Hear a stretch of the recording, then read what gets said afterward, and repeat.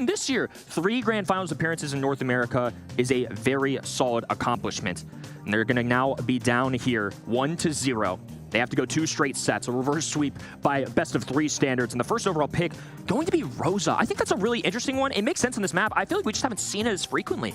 Yeah, no, I really do like Rosa. I enjoy watching the gameplay that it provides, but at the end of the day, not something we see often, as you mentioned. Meg and Chester going to follow with that. I do prefer that quite heavily. Chester, it took some convincing for me. It really did, but seeing it played so much through those kind of last couple of monthly finals, it just works. Larry and Laurie, and it was the M's going to be following up with that as well. Surprised to see the M's. I'd imagine it's probably just that zoning ability. The hypercharge comes along with it as well, with the super being able to scout the bushes. I feel like there was a very big intent to go tank early here. If you look at the ban stage from Luminosity, who did end up having that first overall pick, they banned the Nita. They banned even Colette, somebody that's never banned on this map. Surge going through as well. Obviously, Frank on the other end. So maybe Rosa was the plan all along. But at the end, we get Mr. El Primo. Love this brawler. Especially, we've been doing a lot of work with the Brawl Ball League. This is a brawler that shows up a ton on this mode. He's a big playmaker. I could see Angel Boy taking this on. I know my man Bobby, from watching all this NA this year, can certainly deal with that brawler. And I think that's part of the joy of seeing somebody, the caliber of player like Bobby, join this roster is they've got 2 men that can tackle that and do an excellent job at it. I love this Angel Boy and Bobby pairing in general. I love this draft from STMN as well, I really do. The Primo, it's recently just been running in, getting killed, getting the super and scoring. Or at least that's what we saw it do from SK's point of view in the Brawl Ball League, Kenny. But we'll see if it's a difference here. There comes the unfriendly bushes, the slow comes down to Bobby. Not going to take too much damage though. Seems like maybe a bit of a waste of a gadget as they were just backed up to the exact same position as before.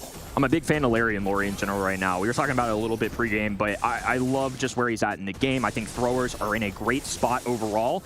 On this right-hand side, though, it's going to be Angel Boy on the Chester, dealing with Chino, Drage on the Meg, and of course, Bobby playing the Brawler. We've seen him play all year long and do so well at. He's a top frag, a very big threat, and now he's looming. Right-hand side, Angel Boy dribbling, kicks away. Chino with interception. Now Patchy might have a breakaway opportunity to grab some positioning here.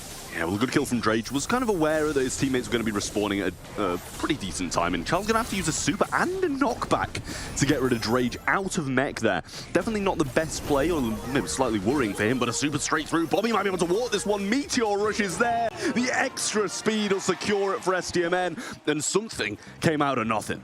Early goal here, about 1.5 minutes on the clock. Rosa does have a hypercharge, especially with all the grass on the map. Can get really sneaky here as Bobby takes flight, lands on the other end. It's 2 brawlers waiting for him. It's Chino, easy walk forward, taking advantage of the shield and evening things up. I mean, just give it to your tank and score. That seems to be the game plan at the moment. Bobby's got the hypercharge, and that is worrying. Chino just used his to be able to secure that goal. Patchy coming down this right-hand side. Thrower and Laurie along with him as well. Going to switch positions, but Bobby takes advantage of that. Goodbye to him. And now moving forwards, wants to cycle it out, gets another one as well. Chino's going to go down. Now a 3v1. Bobby gets the ball. The slowdown's not going to be enough, but this is, in this position, is guaranteed to be a walk. Bobby puts it in, and STMN go to match point. 1 more to go for STMN EU. Looked a little rocky in match number 1. We weren't quite sure at times if they were going to win. This Group A is shaping up to possibly be pretty spicy here. Keep in mind, too, LG and Connections would be playing to win and move on to day number 2 if STMN close out. That's a long way to go, though. STMN 1 game away here. Angel Boy getting ready to go for game number 2 here. An excellent job off the start, and I feel like the El Primo was a big part of it. Looks like a little bit of a roll there in the first 15 seconds, but at the end of the day, that ball just going to be in that bottom right-hand side. Everybody's still fighting for a little control. Yeah, well, now a little gadget used. Drage going to be trying to move this ball over to this left-hand side. Angel Boy is there as well. Just wants to try and keep this ball out, but it's a 3v1 situation. Needs to wait until his teammate responds. Gadget used by Patchy, not really going to get the most from it. Unfortunate super there, but Bobby was going to be able to use that throw over the shoulder if they went for that. Knockback used onto him, and he's going to go down. Now it's all onto Drage, and it's just a respawn cycle from STMN. Unfortunately for LG, Laurie can't dribble the ball there, so unfortunately no goal yet, but they are still hovering around this net. Bobby with the super available, dives onto Charles, who grabs the ball, a throw over the shoulders. Now Bobby contesting, but Chino closes out, watches it in, and it's going to be 1-0 for LG. Well, jump available from Bobby. Charles going to have that hypercharge ready to roll, and Friendly Bushes comes in from Chino down this right-hand side, but a great use of a shot there from Angel Boy. Jump comes in, says goodbye to the M's. Not going to be enough, though, and it's still a 2v2 lockdown in the mid-bush. Patchy right-hand side, walking with Chino here. Angel Boy just trying to hold the distance. Chester deceptively has a little bit of range, but it is still difficult when going into throwers and such who can hide behind those walls. Drade's doing a great job, but not enough there into the extra spawner. Bobby might have a breakaway opportunity to pass to himself, goes for the dive. The Indestruction doesn't quite break there. Just off the respawn had the bubble, but that could have been something magical. Yeah, wasn't able to get the pass to himself. Chino did a great job of intercepting it. That surely should have been a goal-scoring opportunity, but Chino's going to pick up his super, pick up his hypercharge along the way, and there's the super from Charles now. Bobby going to use this Meteor Rush star power to get into range, regardless of the slowdown. He's got a speed up of his own now. Drade's going to be hypercharged on by Chino, and he's not going to live long after that. Cycles out the super, and Bobby falls too. It's down to Angel Boy once more. Rosa with super slash hypercharge has to be one of the better ways that we've seen today to deal with the Meg. Honestly, up in the faces of him, it just helps so much. The DPS, the HP, there's a lot going for them, but STMN have to get desperate here. They have to find a way to the other end, and Bobby surviving with a hyper, ooh, just going down actually. Now gonna make things a little bit tougher. 12 on the clock, a takedown there. It's just Drage standing, and Charles ends him there. STMN EU going to repeat their match point here as Chino guards this ball for just a little bit longer. 1-1 overall in our set. I mean, great stuff from Luminosity. It was just the early goal and then just complete lockdown, and that's what matters, really. Really nice stuff, and good to see the crowd getting behind the team as well. It's make or break in this series for Luminosity, but Stamina still got a couple of lives along the way, but they want this game. They want to close it out in a 2-0 and put up a great showing and put fear in their eyes of the opponents for day 2. Group A has put on quite the spectacle for the fans here in Germany, and for all y'all at home, a little more love for STMN, a little away from the crowd, and away we go for game number 3 here. Another opportunity for STMN to close out 2-0, guarantee themselves a #1 seed going into our second day. Luminosity, though, with a big opportunity. They fought against this STMN organization before. They battled with Bobby many times. Charles with a super, though. He was hovering over that button. I know he was looking for something special there. Chino corralling around this ball. Doesn't quite have it yet. A nice patch to Patchy. Bobby trying to do his best. Does intercept this ball. Buys a little bit more time, and it's not enough here. Great slot in from Chino. Yeah, Luminosity now probably going to do the exact same as last game. All-out defense unless they can find a quick opening. Jump comes in from Bobby and a super over the top as well from the Chester. Bobby's going to go down. Drage going to fall as well in these backlines. And Angel Boy provides him the ball. Chino might have a free opening here to push it to a set 3. Bobby back, and he saves it. Keeps STMN alive. Oh, I respect that. I respect that. Chino going for gold there. Doesn't quite pan out. Bobby in a lot of trouble here, though. Goes for the dive in. Not enough for a kill. Little assistance from the Gadget. And now Drage has to defend this ball with all of his might. A hypercharge going down for Charles. Patchy lobbing up shots here. Charles dribbling. Patchy super available. Drops the spawner. Bobby distracted now, and they still have so much room to work with on the red side. Yeah, Rose around left. There's the pass to the mid, but the swing from Drage stops him in his tracks. Ain't Bobby still in the goal defending. Hypercharge going. Not going to get his super just yet, but they're not even defending him. He's just gone. He's running. Free goal for Bobby. And now it's 1 for them to take it. What a break for STMN EU. LG are going to be shaking their heads at that one. You can't afford a mistake like that. Not in the postseason. Not when tournament lives are on the line. Chino, Charles battling. Bobby diving in, goes down early. A big pickup there. Angel Boy just has to drop this ball for now. It's going to be left to Angel Boy and Drage to play some defense, and Chino with a hypercharge and super ready to go is going to be very troublesome. Stun, I mean, you couldn't have asked for a better super at that time. Larry and Laurie the only one defending. Angel Boy can't avoid the shots, but Bobby's in the back lines coming through. The ball might find an opening, but all the slows in the world are there, and Luminosity stay alive with 10 seconds. More than alive. Now with 10 seconds to go and the walls possibly closing down, they have positioning. They've entered enemy territory here, and in overtime, El Primo's going to have a difficult task here. He's grabbed the ball, though. Breakaway for Bobby. Lobs him over the shoulders and knew he didn't have a chance. A good heads-up play, and now an opportunity for LG. Yeah, ball coming forwards, but it's just Angel Boy. He needs a good super here. Not sure what he's got, but it's going to be the super. It's going to be a bomb. Jump forwards from Bobby, and it's switching again. He can't get it in as the slow stops him in his tracks, but he's got another, and he goes in once more. But Drage gives the ball forwards, and he's not alive to get it. Everybody fighting for their lives out here. LG quite literally. Patchy has the availability to lob up shots from a safe distance. Charles, though, needs room to work with. Chino has to be up in the faces. He's popping a hypercharge just out of desperation, punching his way through Drage. Drage escapes. Now Angel Boy getting closer to this ball. Bobby in the back of the net. A big tackle there. Steamrolls his way up the map, and STMN EU close out. What a series. It might have ended in a 2-0 and STMN take the 2-0 in the group as well. But how close those two sets were, it could have gone either way. Unbelievable performance here. I know it was a 2-0, but I feel like LG certainly showed that they were capable of battling. But this makes this Connections Luminosity match so important. STMN have clinched a day number 2, but now LG and Connections fight for one more spot. Unreal scenes. That was crazy to me. I mean, the amount of defensiveness there from Luminosity in that Brawl set, and then despite it all, STMN still power through the goals they needed. I mean, that just had it all. And then the turnaround in Hot Zone as well. I mean, the way that they brought that back, I mean, STMN EU were playing out of their minds. I mean, I loved the drafts, I think, from both sides here. We saw the power of Larry and Laurie, especially when they're not contested by another thrower.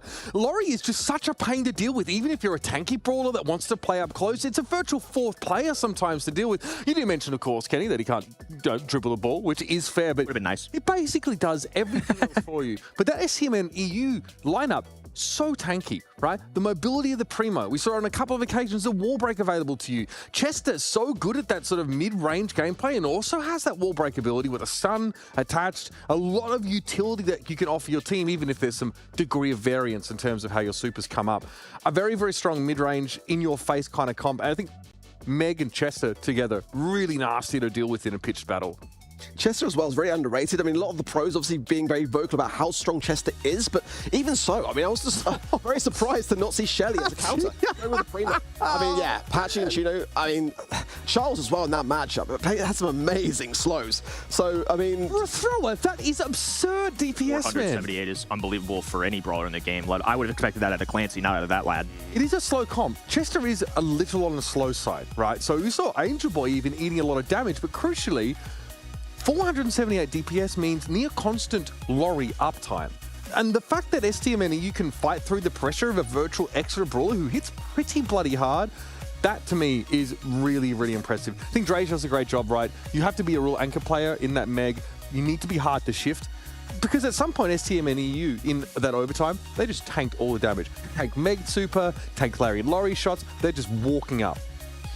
I feel that very much so for Luminosity. I think they earned themselves a set in that series. Yeah, I mean, after all that, you know, and to still come out with a donut, I mean, they've got to be feeling pretty rough on that one. It just goes to show how much tankiness was on that side of STMN, and Angel Boy, the MVP. I think that's pretty much a bit of a given at this point in time. But we were got a lot of fans, that boy. Ever since MMA left his team, he gets all the MVP votes now. You know what I mean? No questions asked. But I've got to highlight Bobby picking up the tank role here, looking phenomenal on that. He has to be decisive. A lot of those Primo engages as well. He knows he's probably going to get eliminated. Can he get his? Can he get that one elimination or more and actually turn that into a favorable tempo play for his team? It's a tough job, and sometimes you could just look like a feeder when you're doing it. Yeah, I mean, there was that great moment where literally if they defended him, they conceded. If they didn't defend him, they conceded. And it's like, you hit him once and he gets his super, but if you don't hit him at all, he's going to score anyway. So it's kind of just like a lose-lose situation, and he just positioned himself brilliantly.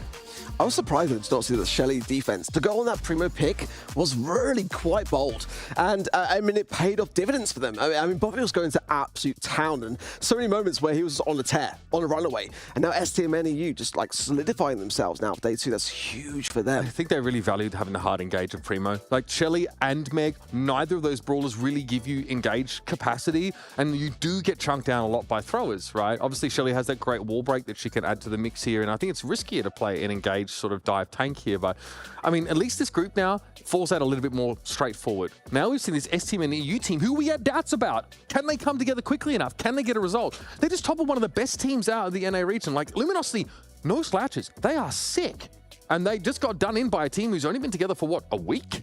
Yeah, I mean, really short time period playing together. And El Primo especially, too. I mean, all things considered, the kill category, every member of Luminosity had more kills than anybody on the other side. First, second, and third, and that they all pedestaled for Luminosity. Got to play this game mode sometime. And I think what you're bringing up with El Primo, we're having Bobby in this mix, too.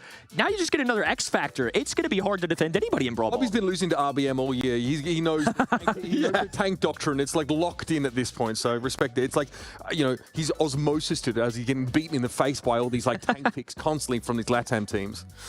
Unbelievable stuff. But let's have a quick look as well at Group B and see how things are getting on there. Reply Totem in a 1-0 as well. Toxic Lotus then taking the loss, and we have some definite regard for Toxic Lotus. I think they could still bring things back. I would be curious to see how things will fare with Navi, but... I believe in a Chapi supremacy. Yeah? Levi, Chapi, Suzuku, they are going to wash that group, bro. I mean, I'm kind of fanboy in the Asia region, but that Navi team up, pretty good. Time will tell. Well, fireworks, nothing less than fireworks in Group A. We still have one more match to cover to be able to secure the group down. Do not go anywhere. We will be right back after a very short break.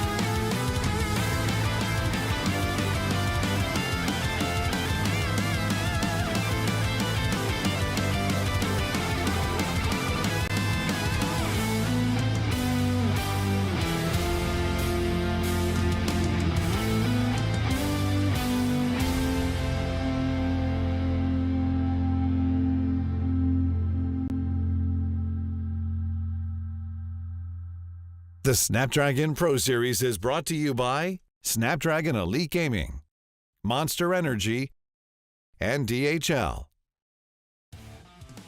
Welcome back to the Brawl Stars Last Chance Qualifier. We are wrapping up Group A here, and as we wrap this group up, we're going to get a little bit of an interesting mix-up, right? We're going to be determining who the 1 seed is and who the 2 seed is, and that's pretty important considering that tomorrow we have a really interesting way. We don't know how these groups are going to match up, but in this magical box right here, we do know the groups are in there. We just don't know who's going to end up with what, but we'll find out at the end of the day.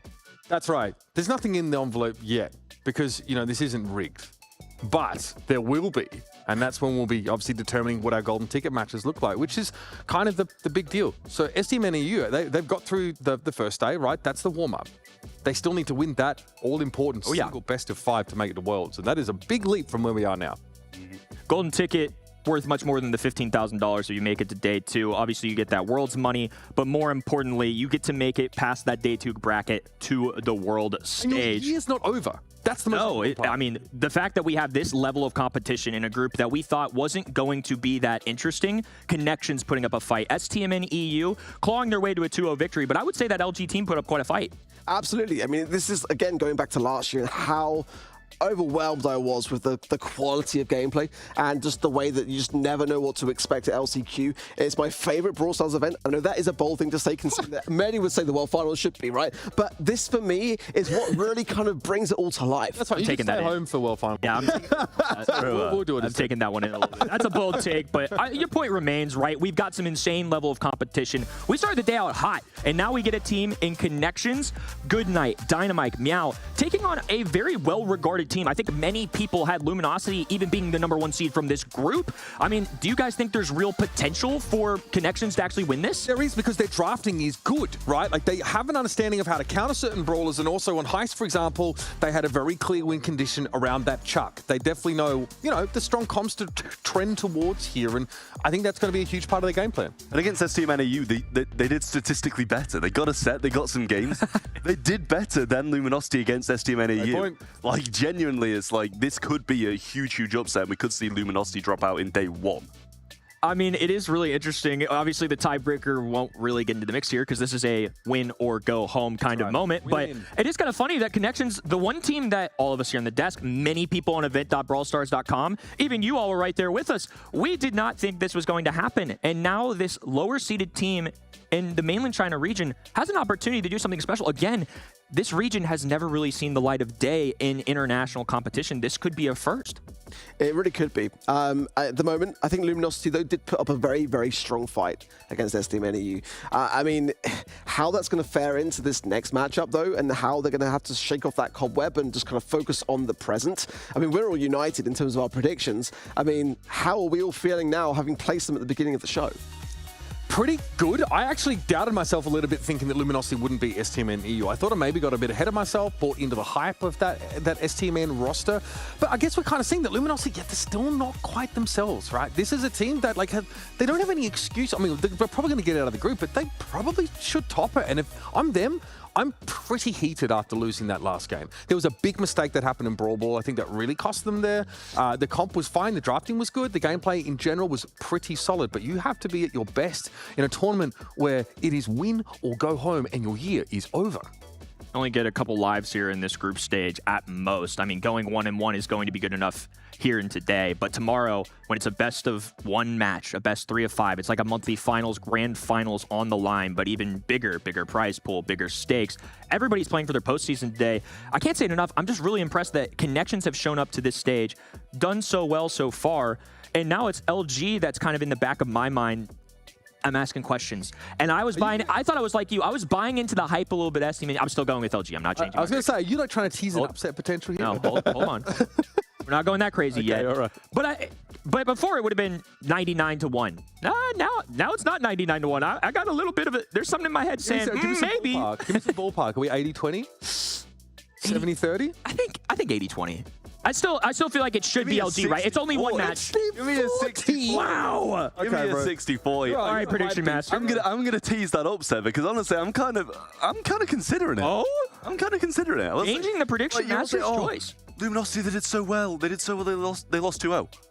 Connections did not lose 2-0. They lost 2-1 and got a game in the first one as well. And it was a convincing game in the first set against STMN EU. Genuinely, like, I'm not saying that they're the favourites in this game, but I'm saying the Connections could send Luminosity home. It's a possibility. I liked the Brockmania knockout. Like, again, double sharpshooter comp with a really serviceable mid is, like, very much out of the textbook for, like, a strong standard composition here. Like, sometimes we've had teams out of lesser-known regions come in with a really interesting take on the metagame, and normally it sort of falls short of the mark here. But these guys have been studying the rest of the world. They've also been, brewing on their own compositions and meta in their home region, because, like we mentioned, it's hard to play outside of your own region until you get to a tournament like this, and you might only get 2 best-of-3s to do it. So they're making the most of it, and hopefully here they can put themselves on the map. I think a lot of the times mainland China is kind of painted as a team that's sneaky, right? That the rest of the world can't scout them out, but they've got years of footage from these guys. They've been watching a long time, whether they've been at these events or not. They have lots of broadcasted monthly finals to go off of these fellas. And I feel like they did a pretty good scouting report on STMN EU in the first go-around. Which is hard to do with a new team. And especially considering that, like you said, Bobby's joining in the mix. We don't necessarily know what they're going to do. I feel like it kind of ended up being a collab of the ideas that Bobby brings to the table, what Angel Boy is capable of doing, and Drage kind of being the anchor. I think that was a word you used earlier of just being set in stone and being consistent. I don't know. I'm not quite as sold as Trav on the 60-40. I don't know how you're feeling about it, Ark, but I think 80-20 feels about right in my brain. That's enough of a chance to make me doubt a little bit. For me, just to set the precedent, I mean, this would be, if Connections do this, the first time that Mainland China have ever won LAN.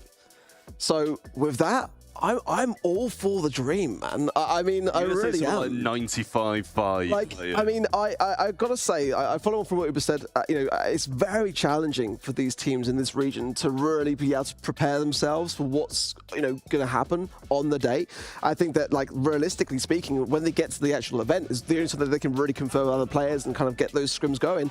I think for that reason, Connections have been doing phenomenal so far, and I would love to see an upset. I think we are lacking that so far in Group A. My big ask for Luminosity in this game, I don't want to see mistakes. I want a clean game. I want a good draft and execution that is free of jitters, is free of second guessing and hesitation. They know they're the favored team here, and they should be at Worlds. They should be looking ahead as well in the back of their minds at that tournament.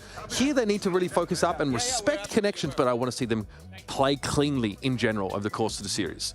You can feel it in the stage presence too. A little smile coming out of Patchy there. They're feeling good. Got to be rested and refreshed. You don't get a lot of time to do that. We're going to break it all down here for our final match of Group A. We're going to send you all over with Uber and Trav to cover this one. Thank you very much, Kenny. I've definitely set expectations for this game. A team that have been together as long as Luminosity have had that much time. But again, no longer are they sitting in Ready Set's apartment down in Texas. They're on the big stage here, and there's some pressure that comes along with that, no doubt. Yeah, and there really is. And I mean, I think when you look back to Worlds last year as well, which is kind of one of the only other times we've seen Luminosity on a big stage playing against the rest of the world, they didn't really rise to the occasion. They had a tough draw, but that BC Gaming series, I mean, weren't those the first sets that a mainland China team had ever won? Yeah, but so I think, I know you say it in a different context, but they didn't have a tough draw. They had the easiest to start with. Yep. They had the easiest draw of teams there, and they had to go 2 3-2s against them when you'd be expecting 3-0s. Absolutely. They did eventually run afoul of Zeta Division there, but like, I mean, you had your easy games. At some point, there just aren't any of those left. This, in theory, should be an easier game. What we've seen from Connections here, though, they've definitely demonstrated an understanding of the best comps right now, or at least some really strong ones on maps like Heist, where you can sneak in that slightly cheesy Chuck look there, and and then they knew they had to play around the counterplay of the Cordelius, right? You are often going to see a brawler brought in to answer Chuck, someone like Gale or whoever can sort of have that displacement or hard CC to lock him down. So Connections here have some solid drafts. Luminosity over the course of the year, they've been in 3 grand finals in NA. It is hard to even get out of the bloody quarterfinals in that region, just with the quality of teams now.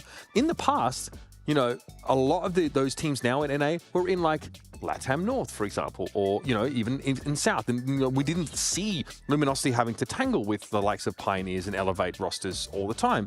Now those teams out of Mexico, out of the northern part of the South America, are ruling that NA region. Luminosity are here to reclaim their throne. They are here to reclaim at least the supremacy they absolutely held in 2023 domestically and translate it into a performance on the world stage. They were supposed to be the better team of them and STMN last year. Whereas STMN ran all the way through, showed that the LAN environment was one that they thrived in. There's Luminosity here, win and in to their golden ticket matches. Lose and it's over. Your whole year is over, and honestly, we have to question the future of the roster. Yeah, I will say, it seems like that's something that I feel, in my eyes, should have been questioned after Worlds last year. They didn't, they got to Worlds, they did incredibly well through North America. But I was expecting through this year when they did get 3 second places, but they didn't qualify for one, and that really did hurt their chances. The consistency when getting to monthly finals, getting towards the end of them, was just absolutely incredible. And that's something that you can't just kind of glaze over and be like, oh, they didn't play too well in LAN. They are incredibly good mechanical players.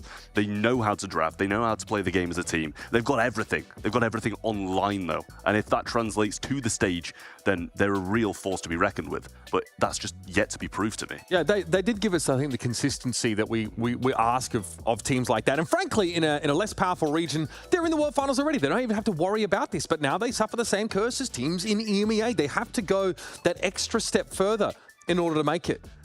And we're going to be jumping into this game in just a moment. Luminosity is Patchy, Charles, and Chino. Team originally named Dogwalkers at the start of 2023. Surprising us as a free agent roster, catching the eye of Luminosity, getting picked up by them and qualifying for Worlds in 2023, where they put on a show. They definitely struggled a little bit with that LAN environment, but I've talked about it a little bit on the desk, on the couches so far. There's no excuses for those jitters anymore. This team have been together for long enough, and they're looking at each other going, guys, we've been here before. Like, we really should be feeling in our element right now. It is a loud crowd over at Gamescom, always kind of pops off a little bit. There's always an element of excitement there. But take your time, chew gum, kick butt, and get yourself through this important match. I mean, the thing for me is I just really hoping they're not overconfident. I mean, I don't think you can be after that loss that they just took. You really can't be overconfident. But coming against a team like Connections, looking into today, who will they have scrimmed more for? Will they have scrimmed more for STMN EU's maps, or will they have scrimmed more for these ones? I think they probably wanted to come out the group first, and I think they expected to come out the group first, and they'll have been scrimming way, way harder for those STMN maps and for the STMN EU roster. So have they prepared as much for the Connections game? No, not at all. Probably. Exactly. They might not have even scrimmed these maps whatsoever. And so many of these mainland China teams come in with subs and different looking rosters. They have maybe visa issues or something like that. So even if you can get tape on the limited amount of games that they have played on stream, that might not even be relevant if the lineup is completely different. That's where Connections have the advantage. It is a tale as old as time. It's a dead horse we beat a lot, that underdog story, right? There's a lot of tape available of Luminosity. They played in, almost every monthly final except one, which they conspicuously were absent from. Whereas for Luminosity, they're like, well, we probably just need to work on comps that are good for us and try and react on the fly and make the right counter picks here, because Connections clearly understand their way around the game. We haven't seen anything wacky out of the mainland China region. Obviously, Toxic Lotus did lose to Reply Totem on that B stream. That's that first game that has already been done, so we might have seen some shenanigans over there. The crowd at Gamescom here, yeah, it's popping off. And the sheer number of people that move through Köln Messe on one day of Gamescom is absurd. The foot traffic is crazy, and we're filling up that arena as well. The vibes are good, and hopefully Luminosity can harness that. They can leverage that to their advantage, because, again, this is an environment they should be now familiar with. Yeah, you'd hope they would be. I will say as well, though, this Chinese roster coming in as number 2, and obviously their counterparts have just been defeated by Reply Totem as well, who seem to be better. And honestly, I look at it and I think Luminosity, Reply Totem probably of similar caliber. Yes. Very, very similar rosters in that sense. They've got a couple of those people who've just been together for such a long time, an incredibly mechanically skilled player as well. And we playing Brawl, fam? It's like, add me. Homie's like, oh, I'm loading the game. Wait. What's it? Is that your club? Are we joining your club, brother? Nice. All right, Trophy Road. Show me that Trophy Road. Okay. It's not looking great. It's probably looking pretty similar to my Trophy. I'm trying to count I won't insult too many kids in the crowd, because my Trophy Road is not looking too good either. Yeah, better get to work there on and a few more of those rewards. Okay, our first map of this series. It will be Gem Grab for our first set, and it's an iconic one at that. Double swoosh coming up first here, and keep an eye on the right side lane, because that is the weak side for both teams. And the ball they pick to take there is going to be crucial. Rose are straight out of the gates here. Unfriendly bush is crucial on the map with so much coverage.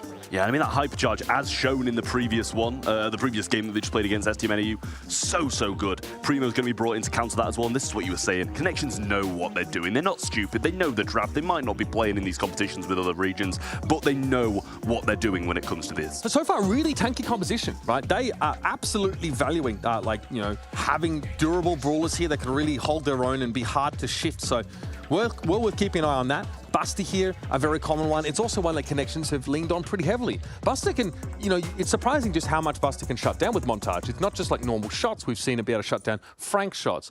Peep as well. It really is a great all-purpose ability. And then slow-mo replay to actually give yourself the ability to pull someone in, like a mini sort of magic hand. Really important on maps, especially like Knockout, where you get to a point where finding that player advantage is absolutely massive for you here. So draft being done, I think we're learning how to use our little communication packs here. And mention that, we are all standing up. Most of these guys are playing a lot of the game sat down. It is a bit of a different vibe. Something that they definitely have to get used to. Yeah, I mean, I think the first couple of picks maybe weren't the picks that we're going to be seeing. I did see, as you mentioned, that little buster in there. Very, very solid. When you're able to just kind of stand around your teammates so freely as you are in it, as you're able to do in double swoosh, that's the name of the game. Stand by your teammates. Hope you don't get gene pull or kind of those game-changing supers towards you. You can just stand with your teammates with that buster, get the slow-mo replay, as you mentioned, and just throw up those shields and reclaim the lane whenever you want.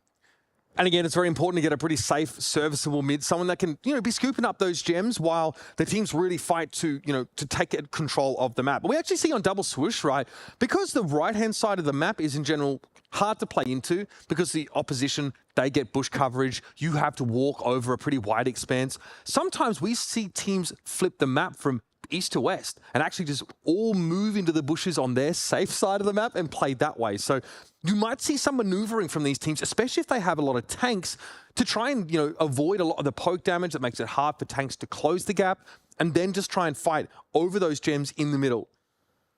We'll see here as that draft is probably already concluded now. Our teams are moments away from jumping into this game. If you just joined us, event.brawlstars.com. If you're not there already, if you may be watching on Twitch or YouTube, for example, you can head over there because all our streams can be found in one place. The little drop-down menu on the top left of the screen will actually let you go between this stream and the B stream to see what is happening in groups B and D. They'll be running alongside of us for the entirety of the day. And a big shout out, of course, to our friends over there, Ready, Set, Wiggly Spoo, and Teddy will be taking you through all the action over today. Well worth checking out, and make sure you get your preds in. And keep an eye on the screen because every now and then you'll get a prompt to answer a trivia question, for example, or vote for your MVP. That's a great way to earn tokens towards your star drops. And that is definitely the one-stop shop, your hub for Brawl Stars esports. Hey man, if this is the level of competition we're getting right at the start of day one, makes me excited for our golden ticket matches. And of course the Worlds, we're going to jump in now to double swoosh straight away. So we do have Chester and Grey here for Luminosity. So they do fancy a bit of that harder engage potential, as well as the Sandy with that stun ability. Charles has already taken control of mid. And a really solid gem lead from Luminosity off the start. Just going to set up that teleport and bait them into Chino as well. Brilliant stuff there from Patchy. Knew he had the backup, knew that Chino was going to be close to that Sandstorm to be able to reclaim pretty much this entire map and just continue to stay over this gem spawn. It's now been 5-2 as Goodnight was able to sneak a couple out of there. We have split the map east to west here. Chino waiting for an assassination attempt, sees Dynamite, but instead gets chewed up, able to jump out there through that dimensional door though to the top side of the screen, and that's Goodnight that eats a walking cane. If the Surge doesn't get rolling early, it can be such a feast or famine pick. Meow is tanky and able to throw the montage up to block Chino, but Meow's in trouble, and a lot of these gems have been dropped from connections now. Charles with the hypercharge, but look at that! Dynamite into the backside! Unreal! And the Chester can't be caught. Even the Bruce can't catch him, and he's going to walk away. Connections at 6 gems. Yeah, the Sandstorm did a really good job of resetting all those heals there, and Meow takes a few shots to the face. Dynamite way too aggressive. He's been the man doing everything so far, but over-aggression at certain points will cost you the games. Meow kind of walking into this now. Bruce doing such a big job, but still. Oh, it's too good. I mean, Bruce is just absolutely walking over them. Goodnight trying to retrieve the gems once more, but it's Luminosity with count again. I mean, Charles was able to cycle into yet another super there, and Bear With Me is so powerful when both the Nita and the Bruce are fighting. They're healing each other up. Meow at this point has to ignore the Bruce, which is definitely inadvisable. And Charles and Chino can sit in the back line and just wait for them to come to them. Goodnight never really how to have that impact on Surge, often just diving in with that super invulnerability frame, but then getting blown up instantly. Yeah, it just kind of seemed like such scrappy Brawl Stars, which is obviously what Connections want. They don't want to take this mechanical battle against Luminosity, because 9 times out of 10, they're going to lose it. Taking these scrappy chances with Buster, trying to pull them back when they've got those gems, and just steal them, rather than having to hold them for the entire game, is probably the way they're going to win. Dynamite here, definitely dangerous. Chester, very powerful brawler right now, and it's not just the super, it's just the shots in general hit very hard. Dynamite, though, not quite giving as good as he gets, getting brought down there, and Patchy happy to use a walking cane to disrupt. When we see Goodnight, obviously, carrying some of those gems, he really wants to be the aggressor, so that might have to get handed over at some point. So maybe the Chester. Charles just completely claiming this right-hand side of Meow. He's there on the left, but he can't really do too much within his range. He just needs to kind of sit there, wait it out for the Sandy to kind of overstep or something like that, and Goodnight with 2 gems sitting over his head. Still level 1 is really not going to be the biggest helps against Patchy in the mid. Just some mild technical issues occurring here on our spectator side. Rest assured, though, the game will be proceeding as normal. But again, we have the composition of Luminosity is pretty scary to deal with. Something that can stop, Buster in its tracks, I think, especially making it hard for him to walk up on you with that montage. Buster really designed just to take space behind that super. Also, with the right star power, he's virtually invulnerable while he's using it. So even if you can shoot around that super, he still barely takes any damage. We have the players today. Appear still to be playing the game.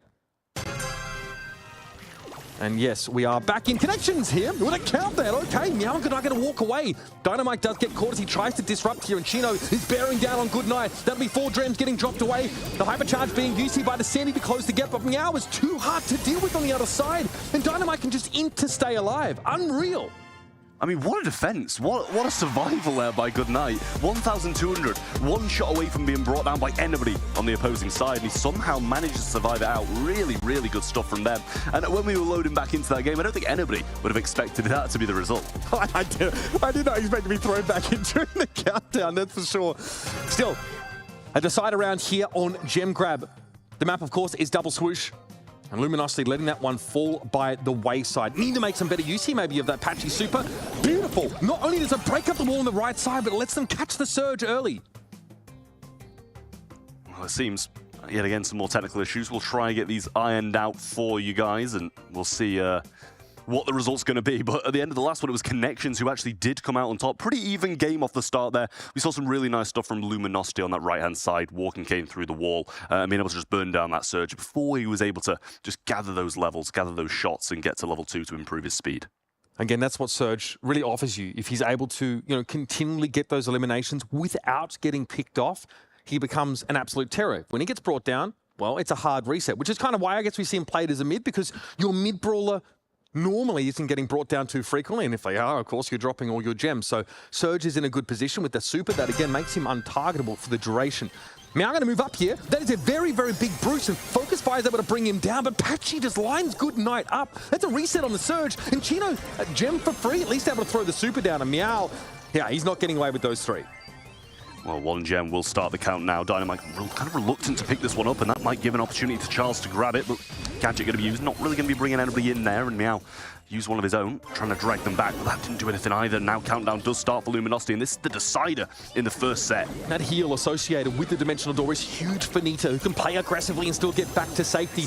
They do drop the gems. We have a reset here, but Bruce is on the field. Meow disrespecting it. Goodnight, though. 70 HP actually walks out of the root sands alive, and now Connections have themselves a countdown. Charles with the hypercharge is mad, running straight down the field here as Dynamite gets picked up. We have a brief reset, but Connections still walk away with 11. Yeah, I mean, the root stands resetting all the heals. Meow solo, same as last time again. TP comes in, Patchy looking for the reset, gets it. All the gems drop. Chino hypercharge activated, trying to run it out with this increased speed, doesn't want to feed it. Bomb comes down, gets it again. Dynamite to the rescue, and all 12 in his hands. Chester's not guaranteed to get that super. That was absolutely random and just what he needed to take down the gem carrier.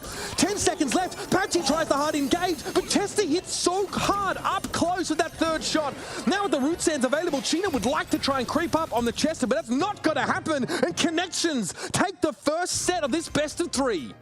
Seconds away from victory. Luminosity drop all the gems, and it's Connections who come back with the first set. Who would have thought it? It can't be happening. It's just brilliant. They want the scrappy Brawl Stars, and Luminosity are playing straight into their hands. Chester is a problem. Very hard to deal with up close. He's just a brawler that is a fantastic duelist. And his utility comes from the different kinds of supers that he has available, but he has the bomb super that he can throw over the wall to catch the Sandy carrying the gems. The stars align for Connections in that round. It's so hard to fight. Gray cannot fight the Chester one-on-one. The Nita also struggles a little bit if there's no Bruce available here. Really back and forth stuff, but again, it's the Sandy that has to get too close sometimes to be effective, and that really means you get punished by Surge, you get punished by Chester. Any of those brawlers, they're just hard, heavy hitters. I mean, that game in my eyes was decided by a 50-50 just pure luck of that Chester super. Stun or bomb, you get the kill. Heal or slow, and you do not get anywhere near him, and he runs back to the spawn and takes the set. Stun is a projectile that gets blocked by walls, right? Yeah. Oh, you mean the Sandy was behind a wall? It has to be the bomb there. I mean, a 1 in 4 then. Let's go with that. A 1 in 4 of a chance. Actually, no, maybe it wasn't behind the wall. Was there a wall? No, I don't think so. I think it was. I think. Yeah, I think technically, the yes. stun would have been harder to hit. Sure. But I think it's still a 50-50 there, as I don't think you can really juke backwards there. And look how much it means to these Chinese players trying to get their first win on the global stage. No one comes into games like this or into this group expecting Connections to get out. There's no pressure on them. That's the beauty of it. And again, we have a really good comp. Not these comps that you're seeing here, not these stats either, because it's not from this particular match. But Connections walk in with a really durable setup. They also, they have good answers. The drafting for Luminosity is fine, right? It's solid. Nita is hotly contested almost always.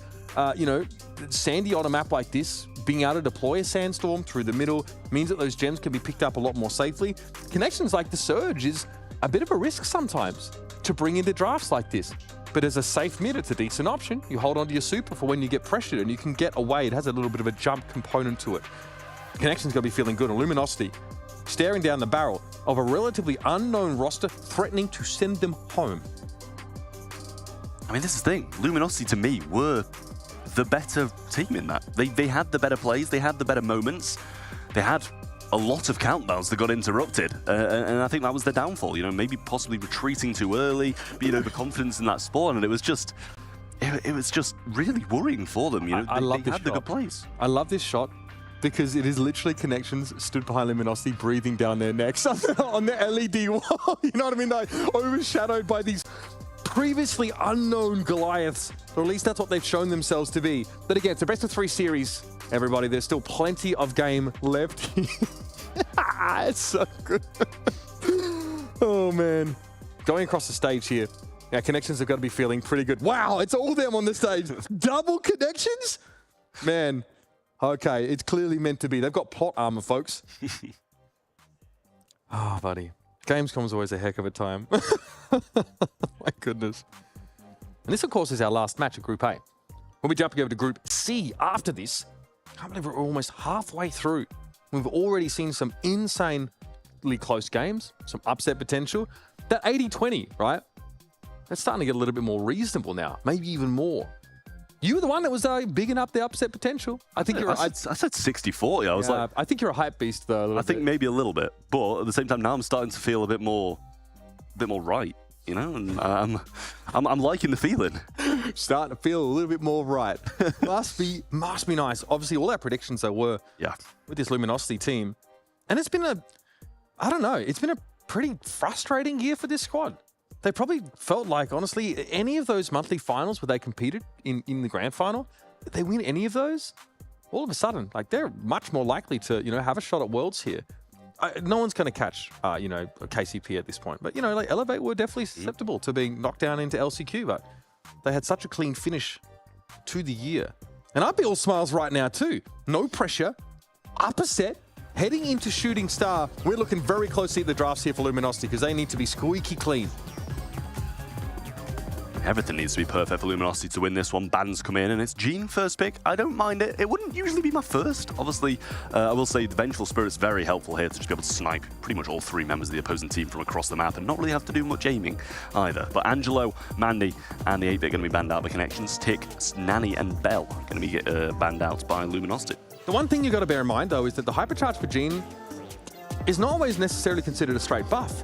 Because Magic Hand can sometimes, the purpose of that ability is to isolate a single brawler, but sometimes you can catch multiple brawlers with those branching arms, and you don't always want that. Sometimes the fight can actually turn against you, so that's something you need to keep an eye on here. Gene has to be judicious with that ability. Picking out the Meg here, obviously, Meg doesn't do well at long-range lanes, but, as the round starts to close, and if you can get on an aggressive footing, she's very annoying. You can't get her out of your face, and she has that second life when she gets ejected from the mech, which means that it's even harder to get her stars off of her.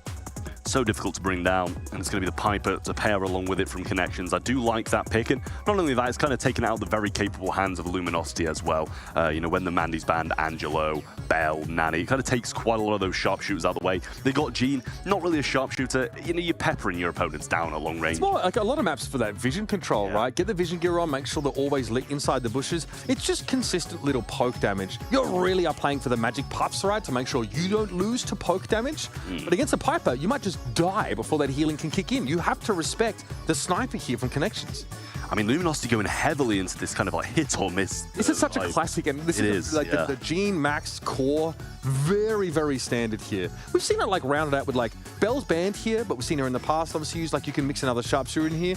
Okay, this comp wants to run down your throat as fast as possible. Hard engage here with the Carl, and also you're guaranteed a blue star. Yeah. Flying hook means the Carl can dash into the middle of the map, snatch the blue star, so you start on the defensive footing, which is favorable quite often. I feel like I'm traveling through time back to like 2021, honestly, with this composition. It's like this for matchups that kind of like have a bit more range, and then Gene Max Sandy for matches that are a bit more short range. Like genuinely, those are two comps you'd only ever need, and it just worked so well so much of the time. But Connections possibly going to want to go. Oh, I was going to maybe something with a bit of a knockback to deal with this Carl when it goes aggressive.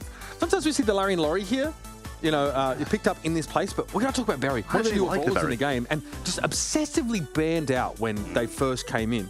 Obviously, being able to have that heal element is huge against dealing with some of the poke that Luminosity will have. Also, like, answering the all-in potential with that super, that's pretty big. You have a knockback in the gadget that has an additional heal component for Barry, so you can stave off the all-in. You have Poppin as well as super from Piper to get out of trouble. I like this draft from Connections. I actually really do as well. Like, I never thought I'd be saying like, not that I dislike the Luminosity comp, right? It's perfection to a certain degree.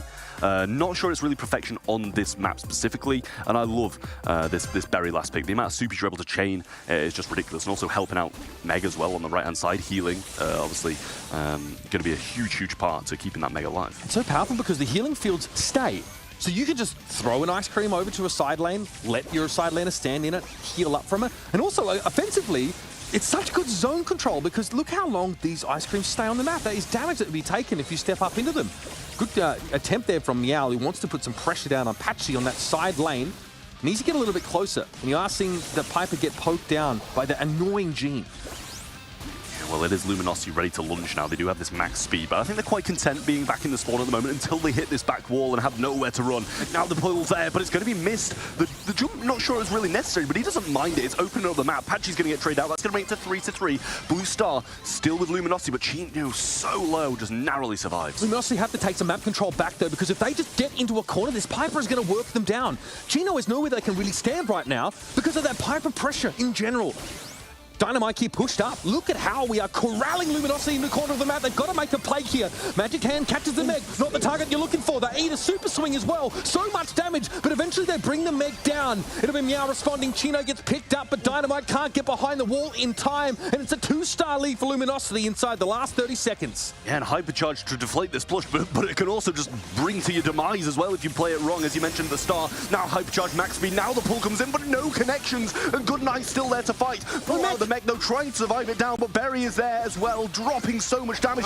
Super to the right-hand side, has to run away, can't get the kills, and how many they should have got here, and nobody's dropped. 4 stars still Luminaire above it. Oh, not able to get it in time, and another one drops. Luminosity hold on, but Connections with all-out control the entire game. And that is seriously risky brawl there for Luminosity Gaming. When they give that map up, the Piper can do whatever she wants. They also end up hooking in the Meg, the one target you don't want to bring in, because the Meg has an AoE arc ability on her super inside that mech form. Fortunately, there was no ability to follow up on the Meg for Connections because it was just the Meg behind a wall and the Berry couldn't get the damage down, but that was close. Luminosity had to use all of their defensive abilities to avoid giving stars away there. I mean, they played that defense so well, but they're switching. Connections just, they had so many moments where they could have secured kills in certain scenarios, but it just never played through that way. I don't know, the Connections do have a chance of winning these next 2 games. Great Connections here as well. No pun intended for Meow on the left-hand side towards that Carl, but healed up nicely again now. Meow has a good diagonal to work with, and the blocks that Patchy's hiding behind can be removed by the Piper. At that point, it's just open season.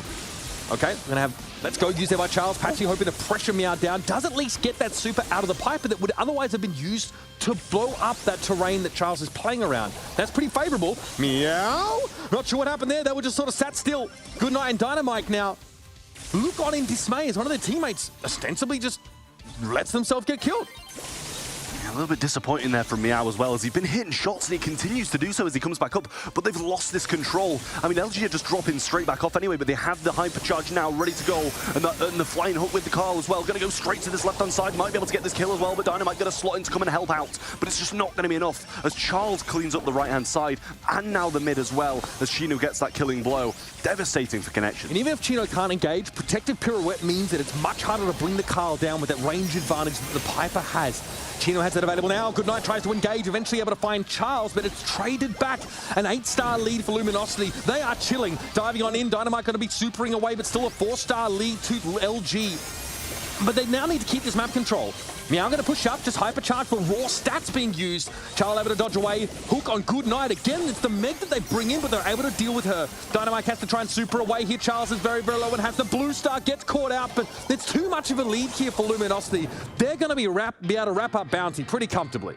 Yeah, I mean, all-out defense from Luminosity, but it really did work for them. Rarely going down. It was a little bit unfortunate that we saw Meow stand still at a certain point that could have just kept their control, but at the end of the day, I think Luminosity might have been able to come away with that win anyway, just because of how convincing their defense has been. I think Patchy's noticed that as well. I think he might be just trying to call an admin over saying, do we sort of play on a result of that? Or, is there any potential to roll the round back? I'm going to suggest that we're just going to proceed there, because Meow's able to come back off spawn, but he is saying, hey, something not quite right here. So we'll have some conferral here with the admins. The referee's obviously getting pulled across as Luminosity probably just want to know what's happening. Do they need to start thinking about the next set here? We'll have to wait to see what the decision on that is going to be.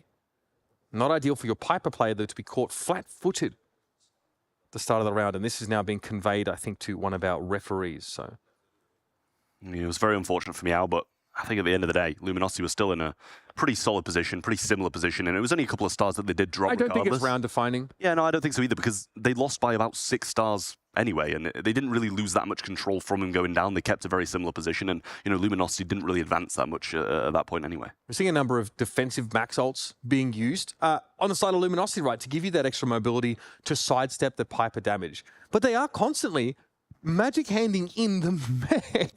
It seems like she feels like a reasonable target for them. I think if it lightning strikes twice here, it might be intentional to try and catch the Meg out with that ability. And again, to drag her into the top right corner of the map means it's more difficult for your opponents to follow up. But I like the draft from Connections. I think the berry here is really punishing, potentially quite dangerous to have to deal with. They have not been able to leverage their strengths. Connections, as scary as the Piper has been looking. And Meow, just as an individual, I think, from what we've seen so far, looks like an absolute superstar.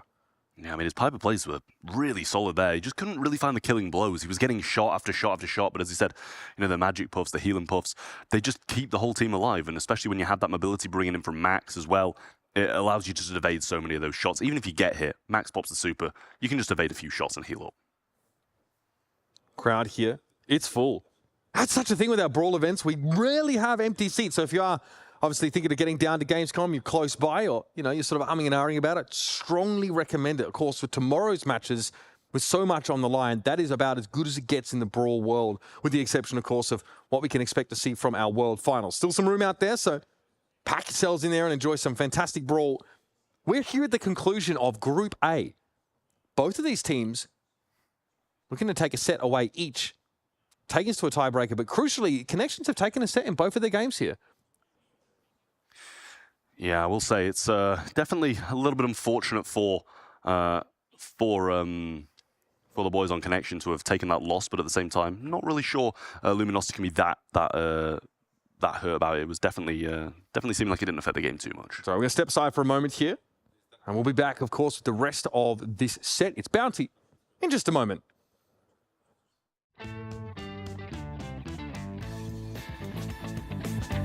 So, in my opinion, the player that is more overrated is OP, because he thinks he plays max good, but actually maybe he's better than him. Patchy is very overrated because he just plays no skill aim brawlers. Pekka. Actually, Story in my team, he's like so popular in China. Yeah. I think Tribe peaked very early. They won the first monthly final, but they went in decline, but I'm glad they made a change, bringing in someone like Fade, so I think they're going to do really good at the event. That's like so mean. I think maybe Tribe, they have been struggling with their drafts recently, I think. Okay, so I feel like Burden City in Europe was a really good team with Mewtwo, Salty and Tomzy, but they have not been performing as they did in the first and second month.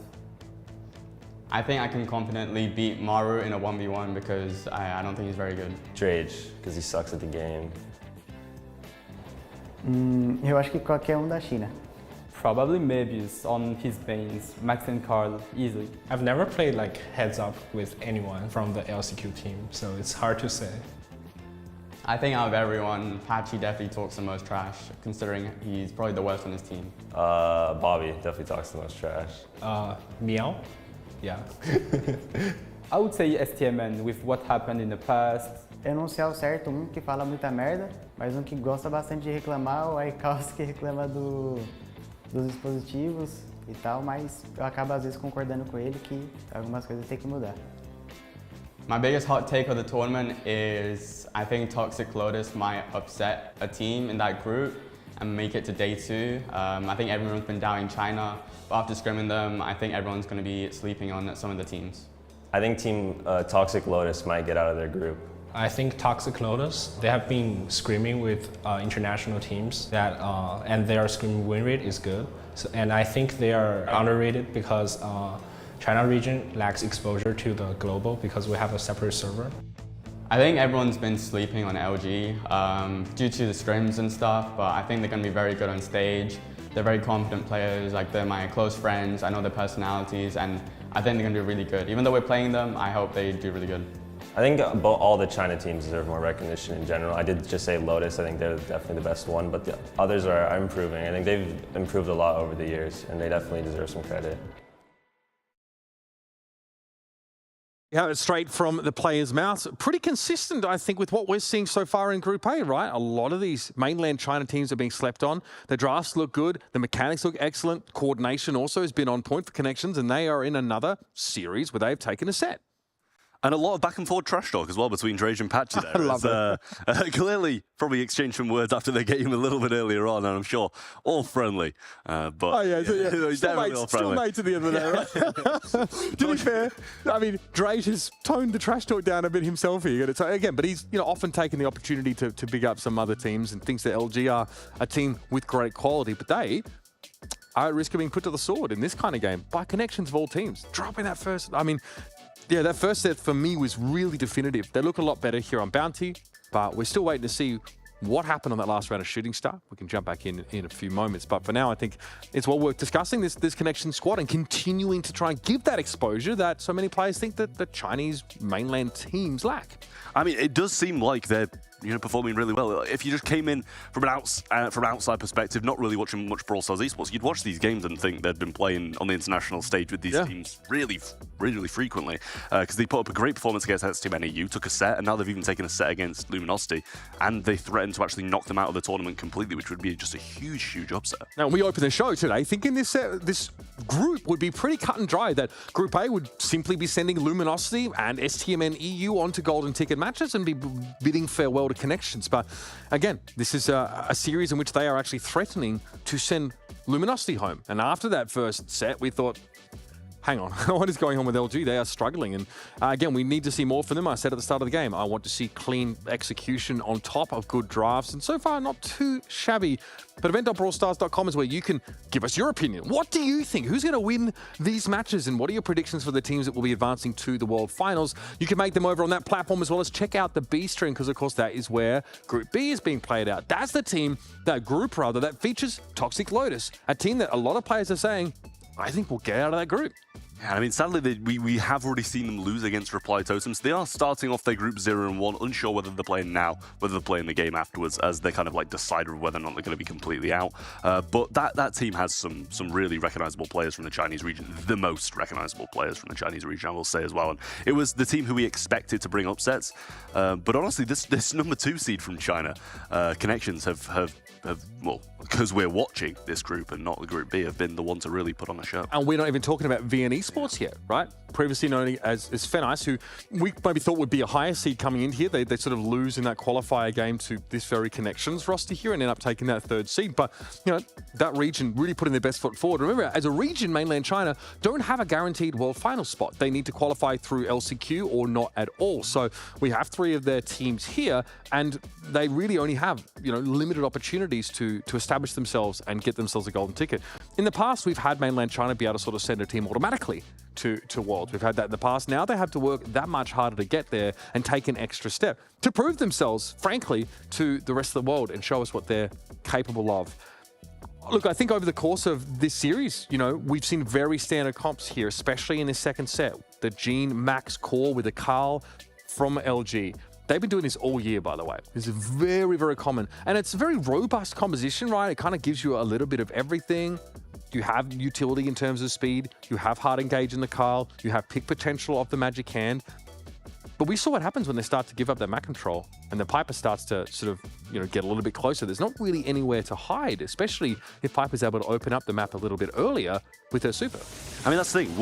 When they had that, oh, maybe we're getting... are we getting a replay? Yeah, we're jumping in. Yeah, we might be running that round back, though. Oh, no, the Luminosity still have taken the 1st round. So it looks like we're proceeding as per normal here. But once again, it's map control given up. Good night, though. Eats some Magic Hand. And just the raw damage that you can throw in the direction of that Meg as she gets hooked in. Pretty devastating. Even though she can be hard to kill, Luminosity have done that quite easily there. And we even see the... Just like, I'm sorry. Oh, I'm too old for this. All right, so we're going to be jumping back in just a second there, but even the vengeful spirits used by Gene just to make sure the follow-up would be hard to achieve there for Connections. Yeah, I mean, it was definitely a little bit unfortunate that we're kind of having these issues, but honestly, I wouldn't mind it. And we've seen these kind of teams do it before, but a huge lead as we get back in then for Luminosity, 7-0 with only about 25 seconds remaining. So we're going to have to see a big move at the end of this game from Connections. We've got the Hypercharge Gene on the left-hand side, the Carl with the Flying Hook and Protective Pyro ready to go, and this is a tough spot for Connections to drag it back. Dynamite Super's forward there. At least gives a good healing field to Good Night, allows them to step up a little bit. Patchy holds onto the Magic Hand, though. That was the super out from Yao. They're under pressure, and they can't get away from Chino. Connections there, just in terms of ability sequencing, seem to have dropped the ball. Good Night there knew that their goose was cooked, and Luminosity are going to take away the set. A very convincing bounty showing from the North American team. Yeah, I mean, Connections got the replay that they wanted, but still, the result remains. Luminosity do come out on top once again and actually bring it to a set of 1, or a scoreline of 1-1, I should say, now through those sets. And it is a best of 3, just to remind you guys at home. So this next set will decide it all, whether Connections go to day 2 or if Luminosity will be that team. Again, we saw bits and pieces from that round, right? We do miss, of course, you know, the 7 gem lead being generated, but it does look like once Luminosity are able to find that first pick, they're really good at snowballing the game. If it's a pick with the Gene Hand, they can speed up, take another fight, use that Carl to hard engage, and that's what's so scary about that comp we saw. If you give this Luminosity team an opening, they will be able to run roughshod over you. And we saw their Meow uses a super, feels like they're under pressure, but their Patchy still has Gene Hand available at that point. You know, you no longer have that available to escape, to get away from the Gene. And from that point onwards, Connections did crumble. And now, they're on the precipice of being potentially sent home. I mean, both these teams are heading into this last set, but the momentum absolutely is with Luminosity. Yeah, I mean, these are the kind of the question marks. You know, you get pulled in like that, and you're not securing these kills is kind of just wild to me. And you know, Dynamite goes in at some points, slightly over aggressive. I mean, there's 7 seconds on the clock. Why not? They can't follow up on those hooks though, because Luminosity are falling back into that corner where, you know, Meg has no help really from the rest of her team because there aren't any throw. Oh, Berry, I guess, can throw some shots in, right? It's just not enough DPS on the Berry, and he wasn't finding those shots either. I think there was a Gene surviving on 120 there. A shot to his left, a shot to his right, but nothing landed on top of him, which is the big issue. Obviously, this is a little bit different, I believe, to probably the overall DPS, as we might have just kind of had to redo the entire best of 3 to be able to get back to that 1-0 lead from Luminosity. So obviously the stats might be a bit skewed, at least in my eyes, but still a very good performance from Luminosity. Again, like, you know, because seeing a Carl here at 408 DPS would be pretty shocking, I think, in general.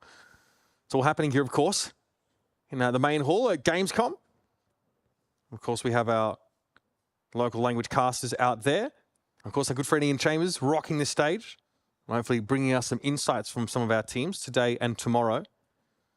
This is a great chance to meet some of your favorite Brawl creators if you are down there. Make sure you check out the action. There's nothing really better than live esports, and Brawl Stars is unique in the hype that it sort of brings. I think Patchy here is just maybe feeling it a bit himself. Big, deep breaths here as he tries to steel his nerves for what would be the final set. Yeah, I mean, he really does need to keep himself calm because this is make or break for both of these teams. They either say goodbye to all hopes at World Finals right now and their year ends in August. No team really wants that. March through August? That's not a lot of Brawl. They're going to be waiting quite a while to get back into the Brawl Stars Championship action if they do drop out now. So both of these teams are going to want to get this set on the board and get the win. Yeah, Luminosity, like, look, I'm hyped about the September spectacle, don't get me wrong, but, you know, it doesn't really factor in towards Worlds. It's obviously going to be a fun exhibition tournament coming up in September where we'll be showcasing the 5v5 game mode with some fun modifiers. So that's something well and truly worth keeping your eyes peeled for. A bit of a bonus for you Brawl Stars fans out there. Give us a little bit of action in between LCQ and Worlds. And I mean, I'm excited about Worlds. We don't know much about it yet, right? It's been kept under wraps, exactly how that's going to look. So stay tuned for announcements regarding that. Maybe we even find out about it this weekend, but you didn't hear that from me. Folks, Hot Zone coming up next. It'll be parallel plays for our final set of this series. Yeah, heading into Hot Zone for the side, then the Kit, the Frank, and the Lily all going to be banned out by connections, and who can blame them for it? Larry and Laurie, Meg, and Gale banned out on that Luminosity side, and I'm pretty glad that we're not seeing the Lily, not seeing the Frank, because they're kind of just the balls. Oh my God! I'm quite glad that I'm seeing that. Because it's just very powerful. And I mean, we saw Drage play it against Luminosity and just wipe the floor with them when he eventually got going. But Luminosity, up to a point, were doing a good job of stopping and getting going. Yeah, look, I think it's important to point out that Hot Zone is a pretty long game type, right? Clancy will have time to collect those tokens and power up his abilities. Remember, he's like a 3-stage brawler, similar in some ways to Surge, but, you know, at his strongest, his super does an extra 50% damage. It has, like, larger range. His super is hugely long range, and also his, like, standard shots branch outward with diagonal bullets once he's at that stage 3. So keep an eye out for the Clancy. He becomes a real issue when he gets rolling.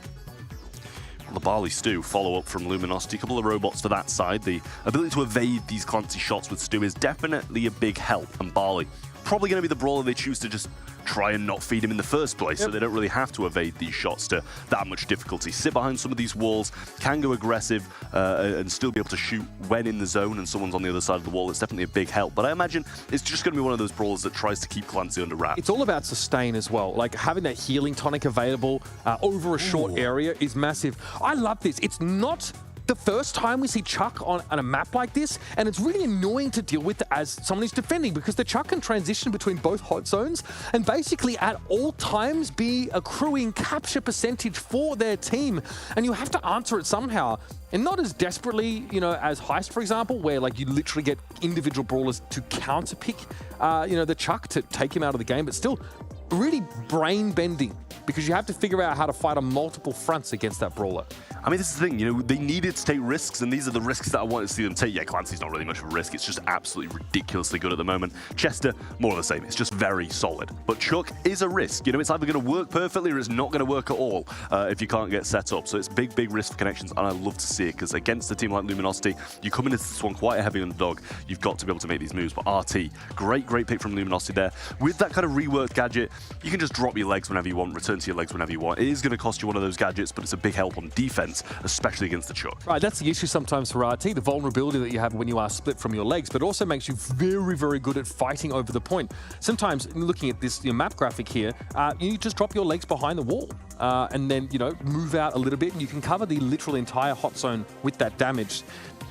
Again, and pretty decent on the diagonal as well. There is nothing here that specifically counters the Chuck, though. That's something that we're going to need to bear in mind. He will be a constant nuisance. A brawler that doesn't hit very hard with his normal attacks, right? He's fine. He's pretty close range and has like a mini M's shot, but it's his ability to kind of be everywhere. I'm scared of the Clancy. That's going to be terrifying here, but Luminosity start on pretty aggressive footing behind that speed zone, giving Chino the ability to dodge much of this damage, but in comes Chuck trying to challenge, picked off by Chino.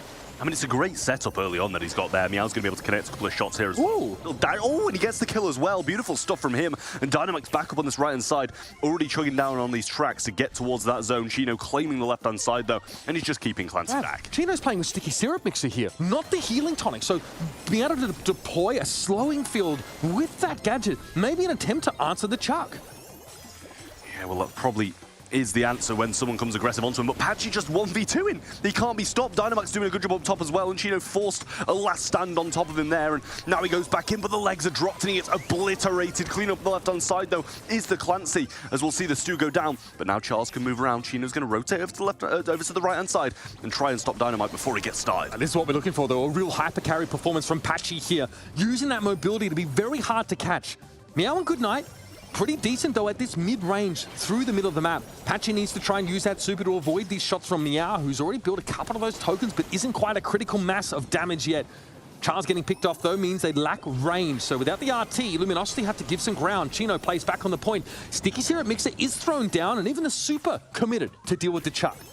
What, 1 minute 30 on the clock, getting close to 1 minute 20 now, and this complete cycle of just Dynamite going forwards over and over again on this chuck roll is going to tick up that percent bit by bit, even if it's 1%. He's baited out the legs on the right-hand side, though, and all three of them remain there. Dynamite able to get the retreat as well, and now only 2% in it, but now Patchy comes around the bottom, wants to go for the base race, but Goodnight's stuck in between two mines. Broken away. Back, he wants to go up, but Patchy gets there. Patchy can't be answered here. Meow trying to chase him down. Scary at level 3, but look at what Connections commit to try and get rid of that brawler. The Stew is such a problem, but now Connections able to get some away-based progress here. Luminosity still have a brief lead as Charles is able to get the better of Goodnight, and Meow will be blocked by this terrain. It's close, 3% in it. Dynamite can't leave. He's got no choice but to stay. And Luminosity maintain that slim 3% lead and land the plane. I mean, what a close game that was, though, and it was just, split seconds where, Chester almost got that shot there onto the RT before he hooked around that wall, and that would have been a game difference. And that would have been a match point to Connections, but it is a match point to Luminosity at the moment, and they did play that really, really well, picked their moments, defended the chuck pretty much perfectly, and stopped him from getting that tick-up percentage. Clancy has just navigated around pretty effectively. Obviously a terrifying brawler out in the open, but Patchy forced Meow to play on the point, where he's arguably a little weaker. Still, though, that damage from Goodnight, the range is just surprisingly good. We'll get poked down a fair bit by Chino, who's been quietly doing a lot of work himself over the course of this set. Yeah, some really good work here. They're just choosing to leave this defensive zone and go on the offensive, which I don't mind at all, considering it's going to be a lot easier to get that defensive zone. Patchy so low, now Dynamite comes in, he's going to be able to bait out those legs. Patchy does go down, and Goodnight with a heal comes through. Charles going to go back to his long-range form, but Meow slides in on this zone. Last call forced out, and Goodnight forced to retreat. Luminosity, though, definitely under some degree of pressure. They've been sat on their home base for so long. Connections have spent so long in the middle of the map trap, they've not been getting their home base captured. So LG have a massive lead and already have fully capped theirs. Now they can focus their attention on the away zone. Yeah, I mean, it's tough. If you're going to leave your home zone, you've got to be able to get the offensive one in turn. And Charles just trying to get some shots through, being able to mark up Meow really nicely here. But now he goes. He's on the offensive, but Stu going to be there to try and defend him out. Uses that super once again. Can't get out for some reason there. And Goodnight coming around with a pinch. Nice stuff there. Charles falling low and Meow sliding on and ticking up this offensive percentage. And now all they have to do is get the defensive, and they're going to be in the lead. Straight away, Meow is ready, though, for Patchy to come off spawn with that speed zone and look to be aggressive. And there's the Clancy looking utterly dominant. Meow says, while I heal up, I'm going to get some percentage of my own. And Connections have made up the deficit that was generated at the start of the round. I mean, this is huge, because now all they have to do is just get the defensive and hold it. But Patchy's just going to go. He's managed to make the same break as last time, and no one's defended him once again. But now they're slotting onto that offensive zone. Meow's trying to defend out Charles here. He does it nicely. Dynamite up top. We see both of them coming back and trying to defend Patchy. But yet again, he's winning 1v2s. You can't deal with the Stu in this position. You don't have any thrower pressure whatsoever. You need to get Patchy out in the open, but he's denying the sightlines away from Connections. Again, behind the barrels he gets. Charles drops the legs here, and Patchy survives and takes Meow down yet again.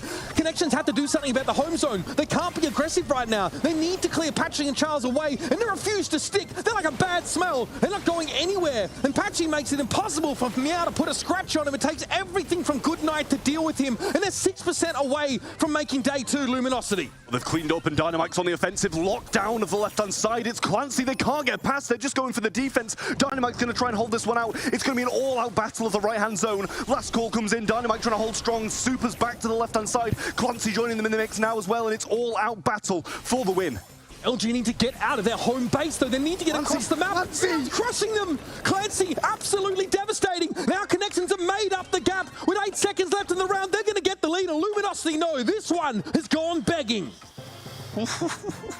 That Clancy just came and obliterated all 3 members of Luminosity, sending them back to spawn and securing the 100% to drag this all the way to double match point to decide who goes through and who goes home. There's 2 sides to this coin. If you have to fight Clancy out in the open, if you have to be defensive, you are going to get crushed.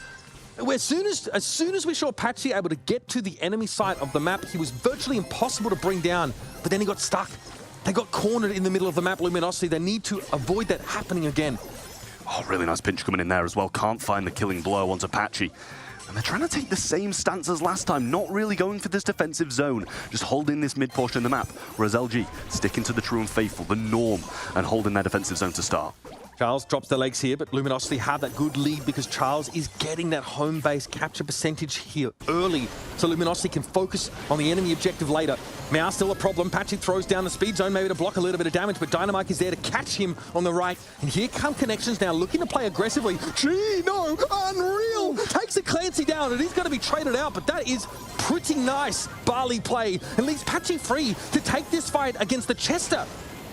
Yeah, Dynamite made the poor decision of going in. LG just pushing forward to have their defensive zone pretty much now. He gets the kill, and it's always Patchy giving them issues in this back left-hand corner, and now they can't get in, and LG have 3 of them there. They're going to be so hard to clear from this point. Chino's going to be there with a sticky syrup mixer to make it dangerous. Dynamite steps up. Gadget came down from the Barley, but a little bit too late to keep them alive. Patchy juking, dodging good night. He tries to step up and eventually finds the elimination, but Charles has been here the whole time. How do you get rid of the RT now? You have to pinch him. Charles drops the legs, and through the wall he brings Meow down. 87 and counting for Luminosity. Just poor positioning all round. Chino's going to be able to secure this one now. Last call comes in, 7% left. It's still ticking up, and Luminosity are going to do it. They're heading to day 2. They're sending Connections home, and they manage it. Talk about being pushed to the very limits. It's going to be a lot of weight off the shoulders of Luminosity here. After a year of struggle, they have secured themselves a spot in our golden ticket matches tomorrow. A chance to represent their region on the world stage once more. But we have seen this dark horse come hurtling out of the mainland China region, putting more than just a scratch on Luminosity. Connections are the real deal. I mean, it's just genuinely incredible how well they've been able to come and perform. 2-1 against Luminosity, 2-1 against STMN. It's sad to see them going home after the performances that they've brought to the table.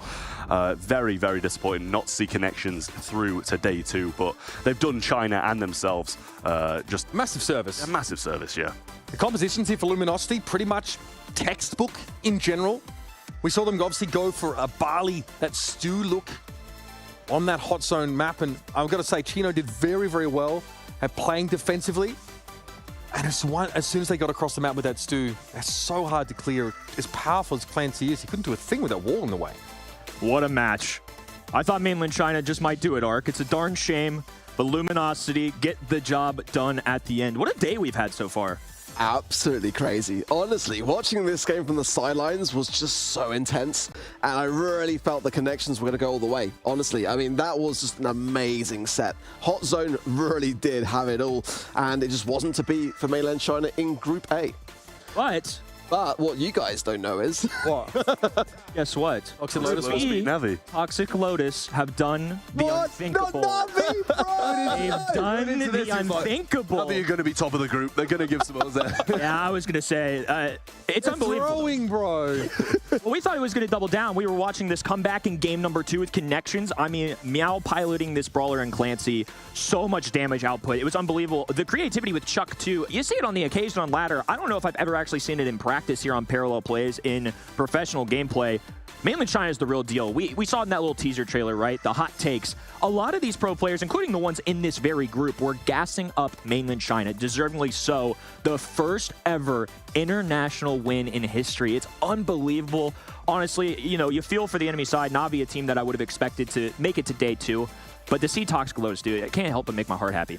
Yeah, I mean, and it could have happened twice at the same time. You know, there's the crazy thing. Luminosity really now going into the next day will have to obviously address some things. Certainly, I mean, there was some incredible. Yeah, I mean, Patchy was insane on that. Unreal. Stream. Unbelievable, honestly. And just like, I think as well, Chino, I think it was in the Max and Shooting Star was just like dodging and weaving some incredible shots along the way. Luminosity and their technique is just astounding. It really is. But sometimes they just drop the ball and like leave things if it's very, very touch and go in Hurt Zone. I think, yeah, like, you know, looking back at Bounty, the comp was so textbook. It is such a classic LG comp, and it's one we've seen for ages, right? It's when we head over to Hot Zone, we see, okay, now they've got to answer this Clancy. The first pick Clancy gives you a window to respond to it, but you're dealing with a very powerful mid-range brawler who doesn't have any glaring weaknesses outside of maybe being a little weaker on rate, you know, at level 1.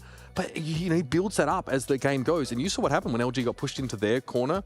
They could not get out. Too much poke damage. Between the Chester and the Clancy, it's just like, very hard to dodge that incoming shot. It's a lot to handle. Again, so good from this Group A. I didn't expect this. We talked about it before. This was something we thought was going to be, I mean, on paper now, this is what we expected, right? We expected the O2 for connections, huge underdogs. They did phenomenal. They took sets off both these teams. They made STMN EU sweat. They made LG really sweat after that game number 2. Incredible comeback, incredible mechanics, incredible draft.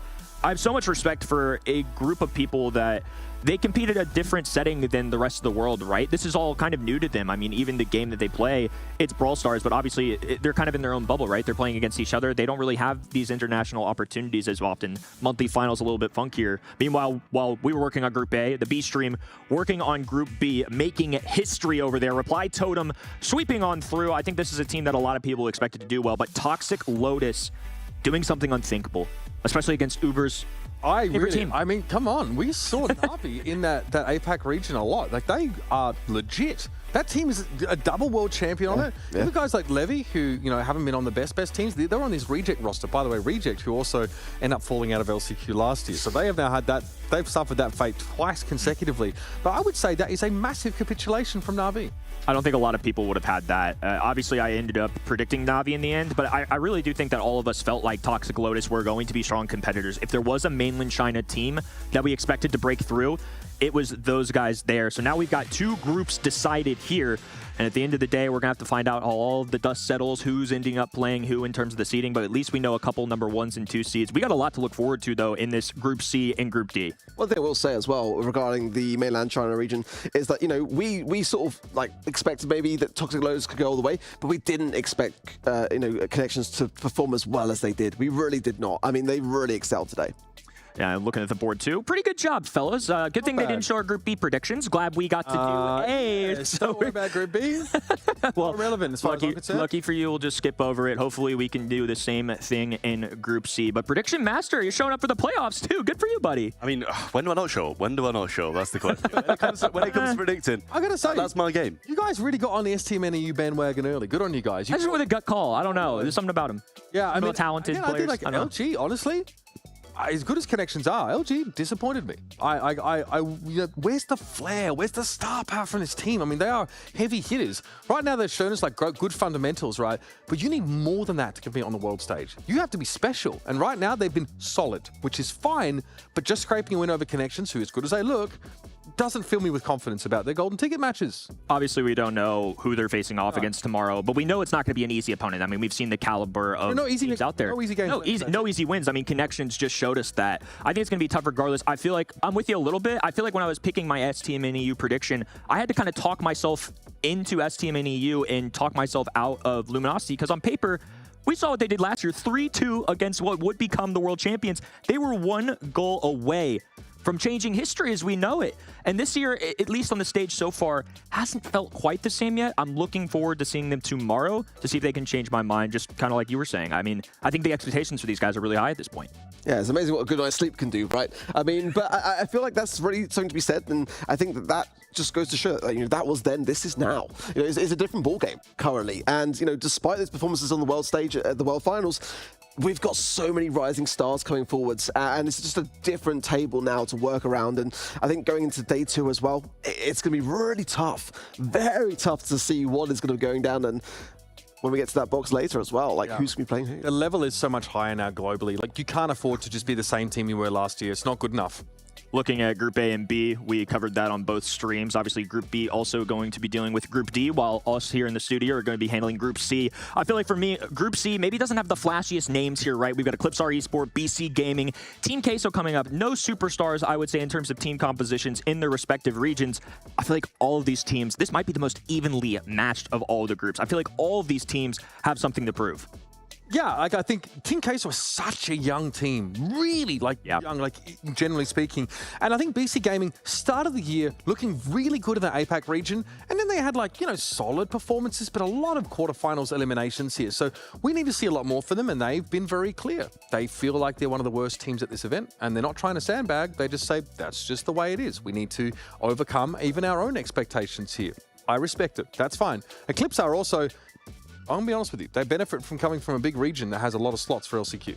They've got a lot of practice. There are 6 teams from EMEA that get to play in the postseason in one way or another. Eclipse just happen to make the cut. A team that they've gone against many times this year, too, and had pretty competitive matches in Totem, just 2-0-2-0'd. So I think they're liking their odds. You all know better than anybody the EMEA region, as tough as it gets. It is. EMEA is really, really difficult to get through. And I think, like Uber said, there's a lot of spots in EU. So if you can be consistently through the qualifiers, you're probably making the LCQ, at least that. So it's nice, not easy to get to these, but also at the same time, it's easier. Yep. Well, if Group A and B are anything to show what we have going for us this weekend, it's going to be a very exciting Group C and Group D. Don't go anywhere, folks. We've got much better and more Brawl Stars ahead right after the jump. Everyone, we're going to do like a little bit of a mind journey here. Imagine the following. You're sitting on your couch. You're waiting for a package. You ordered something you wanted for a long time. You're sitting there. You're waiting for the package, and you hear it. You hear a ding-dong. Long have you waited for that sound. You get up, you open the door, you see an angel dressed in red and yellow, and he hands you a package. And this feeling, we want to recreate that feeling on this very day, in this very moment.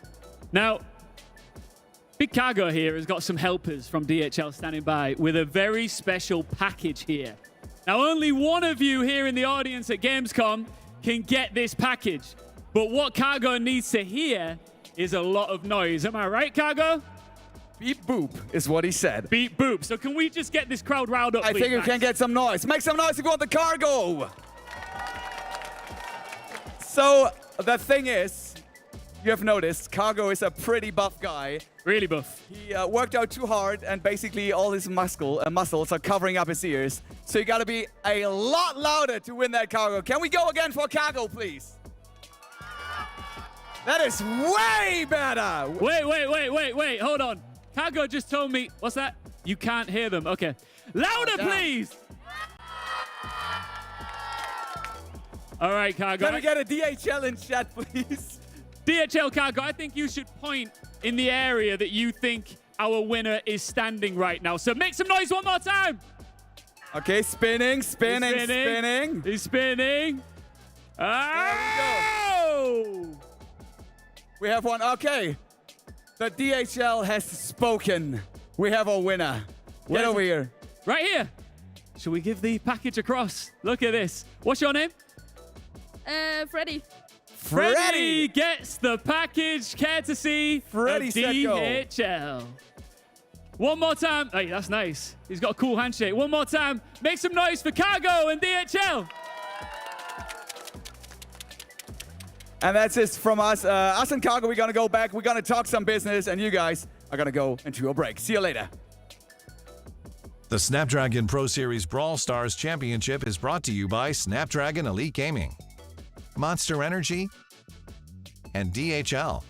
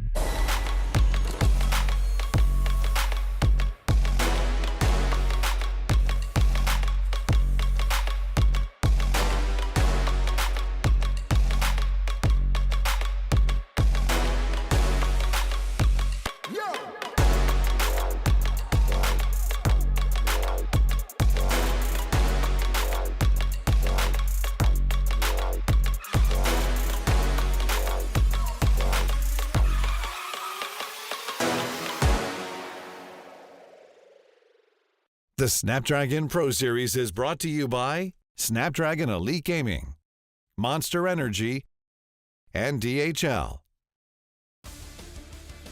In the words of Ark, this is the time.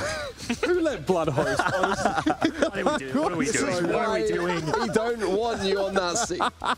We are 2 groups down. We have sent 4 teams to the second day, and we have another 2 groups to go. C and D still remain, and we have some incredible games ahead of us. Yet again, I am sadly joined by the 3 of these guys to my left. Your It's a right. mutual feeling. What are we doing out here? What are we doing? I don't know who let me sit in this chair, but I'm really taking advantage of the power right now. But we're going to take a little bit of a recap of Group A, see how things went just now if you are just tuning in. STMN EU swept the group, took it in a swift 2-0. Luminosity 1-1, just narrowly edging over Connections there, beating them in a double match point. Let's take a little bit of a look at Group B as well to refresh our memories, not just yours, because of the beautiful people Teddy, Spoo, and Reddy have been doing these over on the B stream, so be sure to tune in there on event.brawlstars.com if you want to be able to watch the Group D games. But Reply Totem and Toxic Lotus, huge upset, Kenny. Toxic Lotus actually taking the first game ever for mainland China's at an international event. I expected Totem to go 2-0 in that group. It didn't super surprise me that they ended up sweeping their opponents there. I just feel like Reply Totem as a roster was a rocky year, but when it comes down to it, LCQ, big moment, they're a solid roster. These guys have been here before. I didn't really have any doubts of them making day 2. The one kind of question mark I had, I ended up predicting Na'Vi. I'm not going to give myself any credit, but I think we can all agree, like we were talking about in the pregame show, Toxic Lotus is a team that we thought had a real chance to make it to day number 2. So the fact that they got the first ever mainland China win at one of these competitions, I mean, that's history. It's a big deal. I'm really excited to see if they can pull off the unthinkable tomorrow. Yeah, I think you've got to consider the fact that day 2 is going to be very much make or break, and it's going to be a testament to themselves as to how they handle that kind of pressure.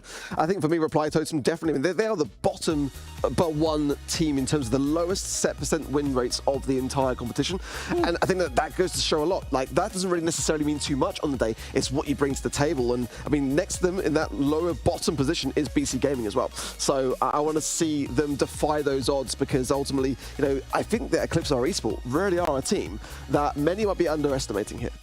Absolutely. I mean, this is a quality team. I mean, Ope was that sort of young gun on that SK Gaming roster last year, right? BC Gaming started the year, though, as Angelic, and they came as a team that we honestly didn't know a whole lot about. So we had pretty low expectations, and they came out and they ended up in the grand finals of that March monthly finals. And it wasn't even, it was a close series, too. We're like, hang on, this team, I've got some moxie.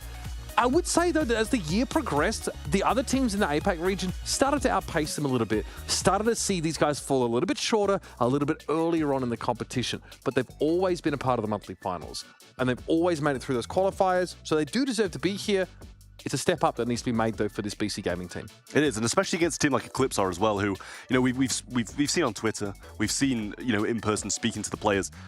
Eclipse are a real underdog, and it's weird to call them an underdog coming from the EU region. We know these teams are kind of like, we see them month in, month out, but Eclipse are, I have heard and I've seen that they're really doing so well at the moment, and they're a real worry for a lot of these. They won the tournament, right? We had a pre-LCQ tournament put on by Bellis, and it was on Matcherino, and they won the whole thing, so we know they've got the quality. Now the stakes are a lot higher, right? Teams are a bit more locked in, but I definitely felt pretty confident predicting them to win this game, and I cast a lot of APAC. We've seen a lot from Angelic. They've got what it takes, and they're individually very skilled, but I mean, EMEA is a different kettle of fish. These guys are, it's a serious region, and we have players that have been on the biggest stages. I'm talking about Mebius was on that VN Esports roster for quite a while, right? Like, there's lots of experience on this team. I was going to say, imagine us 2 years ago seeing that we were going to be predicting the 6th seed of Europe over any of the East Asia teams at these events. It's just, it'd be crazy to think about. But times, have changed. And Eclipse are, especially after winning that tournament yesterday, are a real worry for a lot of the teams in this competition. Nobody wants to be facing them tomorrow, or, well, they've kind of got to in this group, but it's people are going to be disappointed. Don't forget, Ope had to be called up to be the caller on that SK Gaming roster. in his rookie year and took them to that reverse sweep win over Foot Esports to make it the deepest run, a deeper run that we would have expected from that team. So that guy has really had to fill some big shoes very quickly on. Young player. I think he definitely needs to work on his, composure, keeping that cool head, but that's something that's going to come with time. Like, I think he's a real threat. Go back to what you were saying as well about how EMEA has kind of fared versus the East Asia region over the years. I think draft really changed everything. That's where we sort of started to see the beginning of a decline in terms of East Asia's dominance over the world. And many as well in interviews have said openly that they really highly regard EMEA as a region. Many of the players that were asked, what region really inspires you? What region do you really want to look up to and potentially even play under? Everyone was saying EMEA really is leading that kind of wave right now. And is that new though? I feel like it's always been the case. South Asia was so dominant though, back in the 2001 to 2001. Yeah, oh, sorry. You weren't even there. Right, 2021, you are right. I know I'm old, but I'm not that old. But certainly, I think as well, I've got to say a massive shout out to Gugu. Yep. I mean, we haven't seen Gugu in a competitive setting for so many years, and to come back this year and to just brush off those dusts like nothing ever changed. I think he has been very underspoken this year about how well he's just sat into this squad. The best he's done is his performance this year, second in a monthly finals. He's never won a monthly finals, and now he is showing up for the postseason here in LCQ in a group where I think it's realistic to say that all of these guys are going to be underdogs, whoever they likely face on day 2, right? I think there's not a lot of expectation on this Group C. I think it could be competitive, but I think ECP is a team that's maybe not getting talked about because of name recognition. Some of these players, obviously, people know the story of OPE last year. I mean, it's hard not to know about that SK Gaming thing, but obviously, SK Gaming didn't renew OPE. They, somewhere along the way, let him go, and he kind of started his own thing with a ragtag group, bringing in Gugu, who, like I said, has never won a monthly finals, and now he's in the postseason. SK will drop the bag for the best, right? They brought Josh into their life. They got it. They did good. And unfortunately for OPE, that does mean that he gets left on the outer, but he was of a good enough quality to be scouted by that SK Gaming roster. And it's, again, we don't talk about Eclipse that much because EMEA is stacked. There are so many teams that maybe warrant the spotlight a little bit more than them, but now those teams are not here. We're not talking about them, and now we're looking at a really quality roster amongst this field. Should probably get out of this group. During Rostermania, OP was the first person to come out and say, this is my squad going into the 2024 season. And everyone was just like, wow, that was not what we expected. So certain, yeah. And it was the first player to come out and say, this is what I'm doing. And everyone was quite shocked by that as well, considering how well SK Gaming did as well. And to go back to his kind of former roots as well, to go back to playing with Gugu. I mean, it was really interesting to see, and I'm really pleased that they've got to this stage of the competition. The question now is, can they make day 2? Yeah, I mean, that's the thing. People are usually kind of waiting around, seeing who's interested in them. As you say, he just went out, picked up his team and ran with it, and it's just worked so well throughout this year, and I think that's a huge thing for them, that friendship and pure passion, and we've seen so many times on their player cams, the amount of passion that comes out of this team, Gugu in particular, screaming into the camera. I think it shows the amount of passion and friendship that these guys have really carries them through the region. Frenchness, the Frenchness. They're extremely French. I mean, if there's French and then there's French. Maybe it's the perfect pickup as well. I mean, he really brings so much aggression to the squad. Yes. And that's going to be a tough thing for BC Gaming to really... I'll never forget OPE getting up in Foot's face after he beat them in that game. Blood was not holding back at all. Oh, no. I mean, I look at this, I think it's worth talking about APAC really briefly here because that region, Na'Vi were the 4th team, right? They were the last, they were at the cutoff by 1 point. 1 point is what they snuck in by. And we're talking about a team who missed 2 entire monthly finals, right? Below them is a team called Coco Loco, obviously were able to win a monthly final of their own, and they beat Crazy Raccoon in order to do so. This angelic team, they've sort of said, in APAC, we have to travel. We go to Hong Kong for the monthly finals to play close to the servers. That's how much it means to them. That's how competitive this region is, and that's what it takes to put yourself at the table with these teams. So this team has invested very heavily, literally, fiscally, to be here. And I think they probably feel the weight of that as well. No, they really need to show up. They do, and I mean, that's the thing. You can't really be much more inside the server than Germany, so it's probably a good field for them to be playing on against this Eclipse roster. No doubt about it. BC Gaming, of course, The organization, of course, likes to come in and snap up a promising young roster when it comes to these big events here, right? Try and, put that brand on the map. And look, I think Angelic is a great team to try and do that with. These guys are, got a lot of potential. We hope that it's a longer arrangement as well, that this sort of carries into next year of the BSC. But it's been a promising start for a team that were relatively unknown coming in to this APAC region at the start of the year. Eclipse have known they've been underdogs in almost every game they've played over in EMEA, or at least in a lot of those sort of top-level games, and they've given as good as they've gotten. Now, though, they might not be considered underdogs here. All of a sudden, they're like, oh, people are actually expecting us to win this game. That's a fair bit of pressure. I mean, it's just, they're very kind of similar teams when you look at them on the surface, though. I mean, like, Eclipse also did not have the best of starts to the year, 2 quarterfinals exits, and then they started to build up that pace and get to the grand finals. They lost to Reply Totem, who, as we've seen today, have just been astounding. I mean, clear sweeps, and that is the really standout team for me. Chaos does not mess around at LAN. Yeah, he really doesn't. So, like, I'm very curious, actually. Like, I think that many might be overlooking BC Gaming, I mean, even themselves. I mean, as you've rightly said already today, going on record to say that I think we are the worst team here.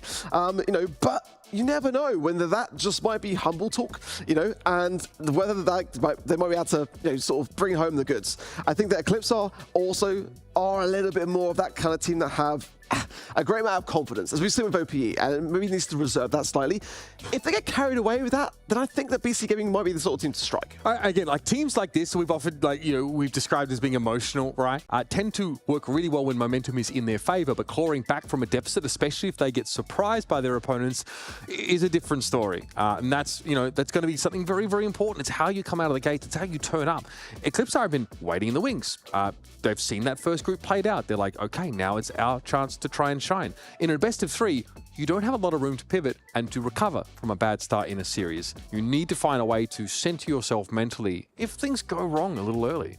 I think that does cater a great deal to teams that can just kind of, for me, Eclipse are a team that have a great comeback mechanic.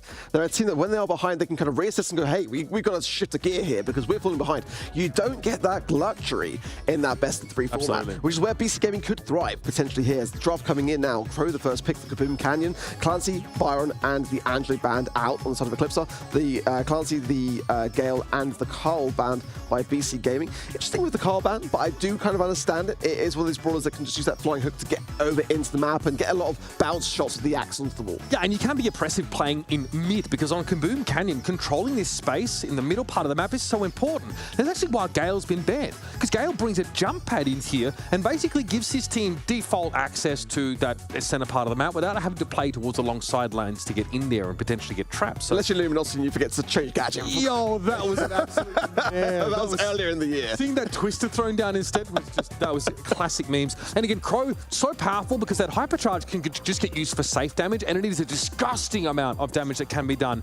It also gives you that great all-in potential. Slowing Toxin sets up pick opportunities there as well, but the Colette, such a solid pick here on heist maps. The free safe damage that's virtually unanswerable. It's hard to look past. Yeah, and there's that really early solid tank counter. I mean, not only do you get this fantastic damage whilst retaining that mid control, but you're also kind of saying to your opposition, hey, you want to bring a tank? Feel free, but like we're going to really give you a tough time with it. I mean, one thing I will say is that Chuck is open here. That's dangerous. It's one of those brawlers which could be that final pick. Obviously, we've seen already how effective this can be on the defensiveness, or even like a surge. Actually, it's not the worst of ideas to have, but that's kind of like an answer to idea. So Eclipse are in this kind of position of the draft. They can't necessarily go for it. They might do, but it's definitely open for BC Gaming here. So a counter for it might not be the worst of ideas. This Eclipse comp has been crafted to be pretty oppressive through the middle part of the map. Now, obviously, Amber offers you the ability to clear all of that grass to make it more open, and also Crow's very good at scouting that area anyway, as the ticking poison gives you vision of the target that it's being impacted by. So hard for BC Gaming to hunker down there behind that sort of fog of war. And there it is, go for it. Chuck comes in for Eclipse, and this prices BC Gaming into finding a direct answer to this brawler, because right now they don't have one.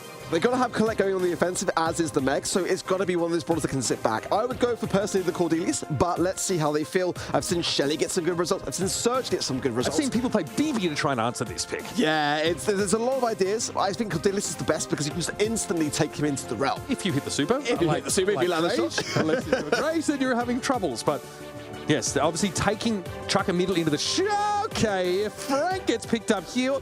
Now, we do have stopping power in the form of that super. We can also sort of, hook the Chuck in a little bit with that gadget. It's an interesting answer. I don't know if it's designed to deal with the Chuck threat exactly. Yeah, I mean, we saw Frank paired with the Cordelius pick earlier with STMN EU. But the Frank is not necessarily going to do a better job than Cordelius, in my opinion. It's definitely one, though, that is going to lend itself a hand going on the aggressive. And again, against the Chuck, your best bet is to go on the aggressive. It's going to be a base race, which you're not going to win. Yeah. You've got to double down and just brute force the situation. So I think that could be where BC Gaming are coming from here. That might mean that BC have to win a 2 versus 3, though, at some point here if they're going to answer the Chuck. Mega moves up already, so good pressure being generated by this Mega in the side lane, and ECP don't feel like they can afford to dedicate too many resources to answering this, so it's free safe damage. Yeah, ECP on the back lines here, defending the situation, because the Chuck's trying to get himself worked up to be able to do something. Great smash from Geki, already on the safe, and ECP are all over the place, honestly. Geki is dirty. First gets rid of the Chuck, then finds a super stun that also breaks open the wall. Eclipse need to sort themselves out here. Megu is just having his absolute way with that safe here.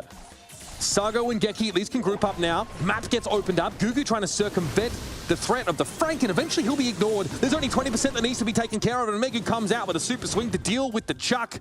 And now the claws start to close around Eclipse's throat. 13% and counting.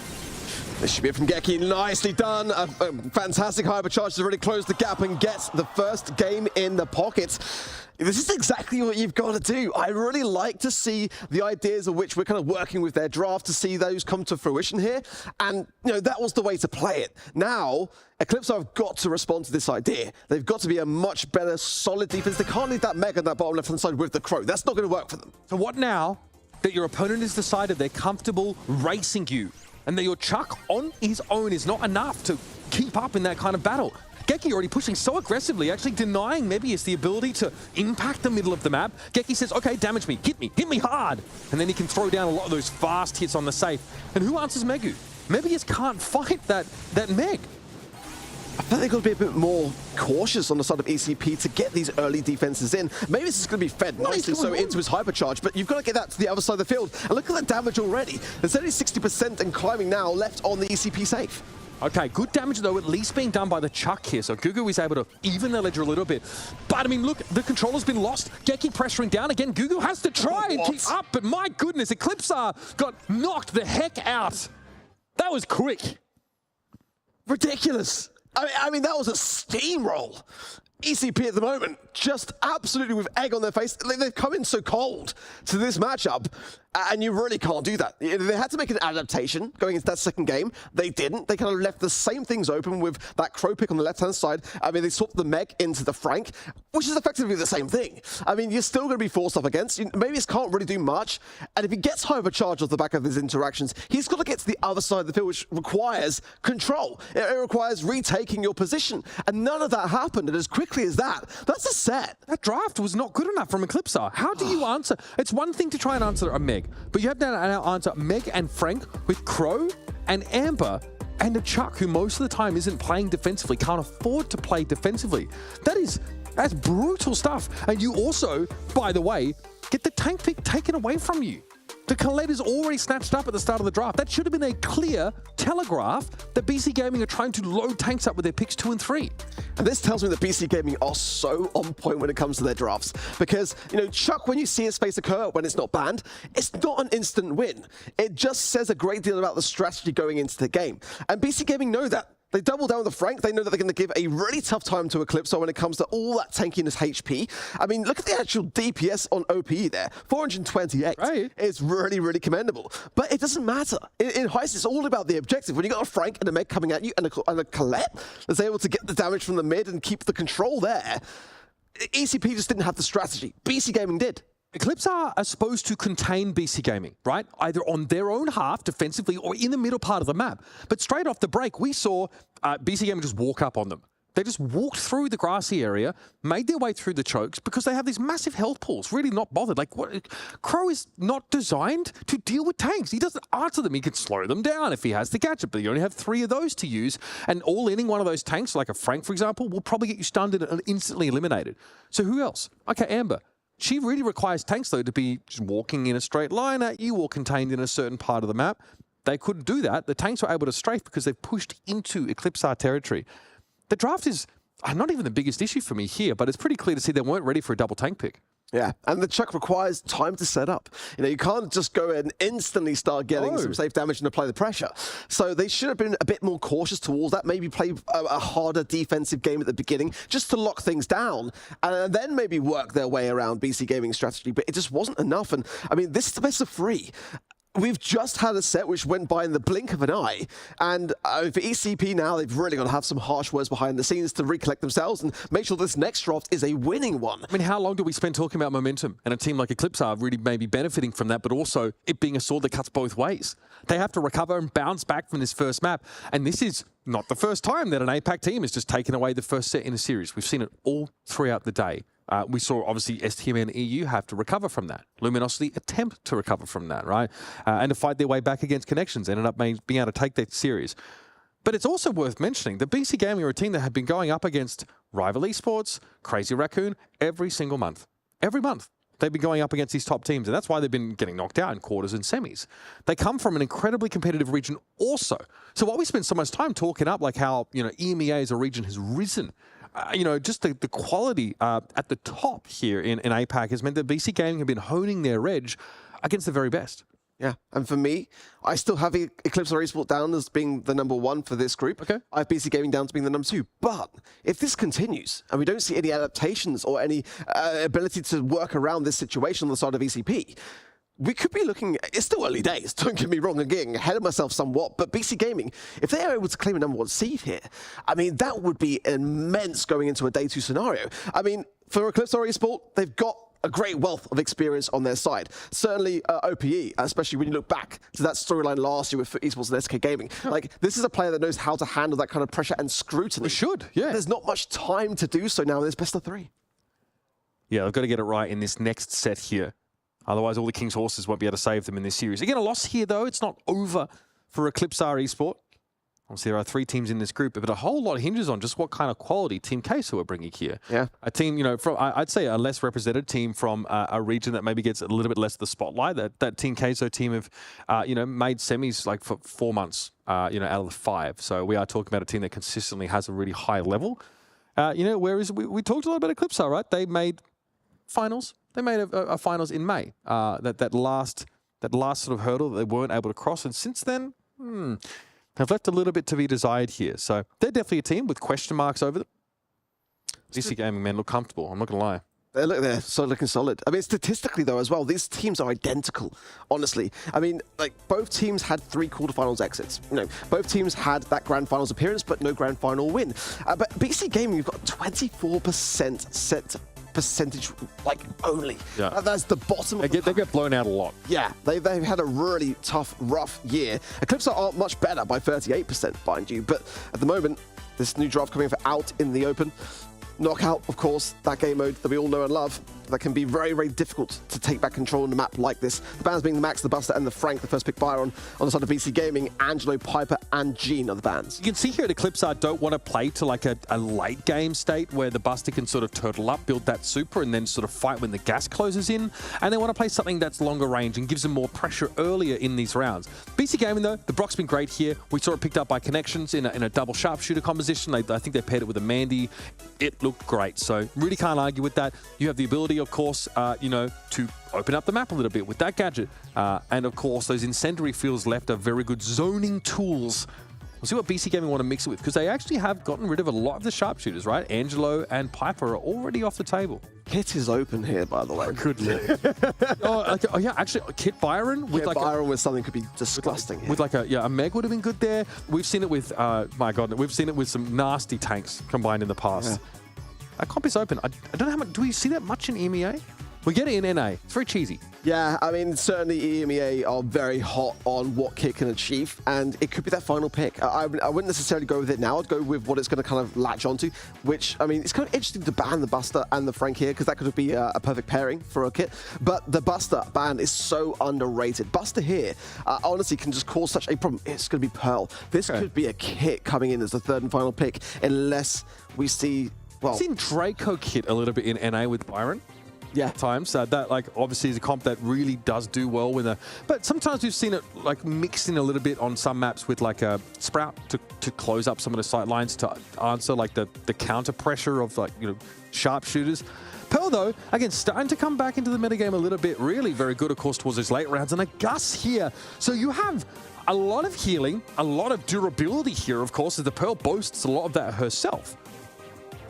I'm surprised, but Gus is very underrated, by the way. And this is my favorite map for Pearl in the game. Like, when I'm playing Power League, this is my go-to brawler to have out in the open, because the gadget is just so good at just burning down your opposition when you've got that whole, like, pressure cooker cooked up. You can really just get a very quick early kill. And certainly the Bell makes a lot of sense to pair with the Meg. I don't necessarily mind it. And obviously, you know, to be able to really target onto that Pearl, land that mark, and then have those shots ricochet between the opposition. But the Gus here, you know, I always forget, actually, the Gus is not in a bad spot. Like, it's one of those things that's very easy when you're playing the game to forget that, because Gus is not a shiny, spectacular brawler. But those shots really do pack a punch now. And I will say that Pearl does need to get a little closer to guarantee that damage. You know, you do want to use that gadget, get that extra 25%. You have a lot of dispersion on your shots, so you need to take risks, and obviously the Gus shield makes that much safer. The map's starting to get broken up a little bit already, and obviously Cookie Pop are great for securing some of those, you know, eliminations if you can chunk someone down low enough. But I like the Bell. Once you get map control and those nest eggs come down, they can almost guarantee eliminations. Well, ECP already pushed back very early on here, and it's very tough to get out of that position. Mavis, of course, has the heals to maybe help Gugu get out here if he's scrutinized along the way. Yet just balancing his time between those shots. Not going to find too much of a connection onto the block with that gadget, but nonetheless, it is forcing back BC Gaming somewhat. Geki here taking a lot of damage. He's going to be actually forced out of mech now as well, and that's not a great time for it. Geki obviously can get back in mech, but in the meantime, they're really vulnerable here, and Gugu wants to put some pressure down. That is going to be the Meg taken off the table. Megu, though, able to clean up Mebius, so that healer now absent for Eclipse, but they do have the durability offered by that Ope Super, and Gugu is going to be looking scarier as that heat starts to rise. Megu getting a few taps. OP is in a very precarious position here. Just going to survive on, though, with the help of Gugu. They will secure the round early on. Very back and forth. BC Gaming had a good early game, but ECP able just to turn it back into their favor towards the end. Yeah, really resilient comp. Have the shielding from the Gus and that constant healing. And obviously, the super from Byron is huge to turn fights around. Can really help you chunk down a Meg, for example. Geki needs to stay in Meg for as long as possible. Byron's so good in this current meta as well. Often forgotten about, but it is so good to be a first brawler pick here. And maybe it's then fighting as well. Megu there. The hypercharge is then available on that Brock, and that's what's going to keep Mavis and OP just kind of back for now, honestly. And if he connects with it, it's going to be devastating as well on the side of ECP. He's thinking about it now, just flashing it, just to keep everything back. Great pressure! The takedown as well. 2 shots go into Ope. They both bounce into the teammate. So the Byron goes down first yet again. And Geki says, I'm happy to give up my mech here. I've turned it into extreme map control. And BC Gaming able to fight back in this first round. This is now a very crucial round. I mean, this could be ECP looking at, looking against the barrel of a match point scenario. Let's see how they fare. A lot of bell shots here ricocheting between Mavis and Gugu. They're not really separating themselves either. They should be a bit more cautious, get that healing process back, into a better place faster here. And Sago as well, with that hypercharge available to him and the super, he probably has to get a guaranteed mark onto Gugu here, which might help alleviate some of the situation here. But so far, a bit back and forth, but no one's making the first move. I mean, the mark never drops off, so Gugu may as well be a 5,000 health brawler as opposed to a 7,800 health brawler once they're hit by that mark. And as you mentioned, the hypercharge from Bell guarantees the connection virtually. Gugu a little bit low. Map getting opened up here means it's a little bit scary for Pearl to try to shoot in this position.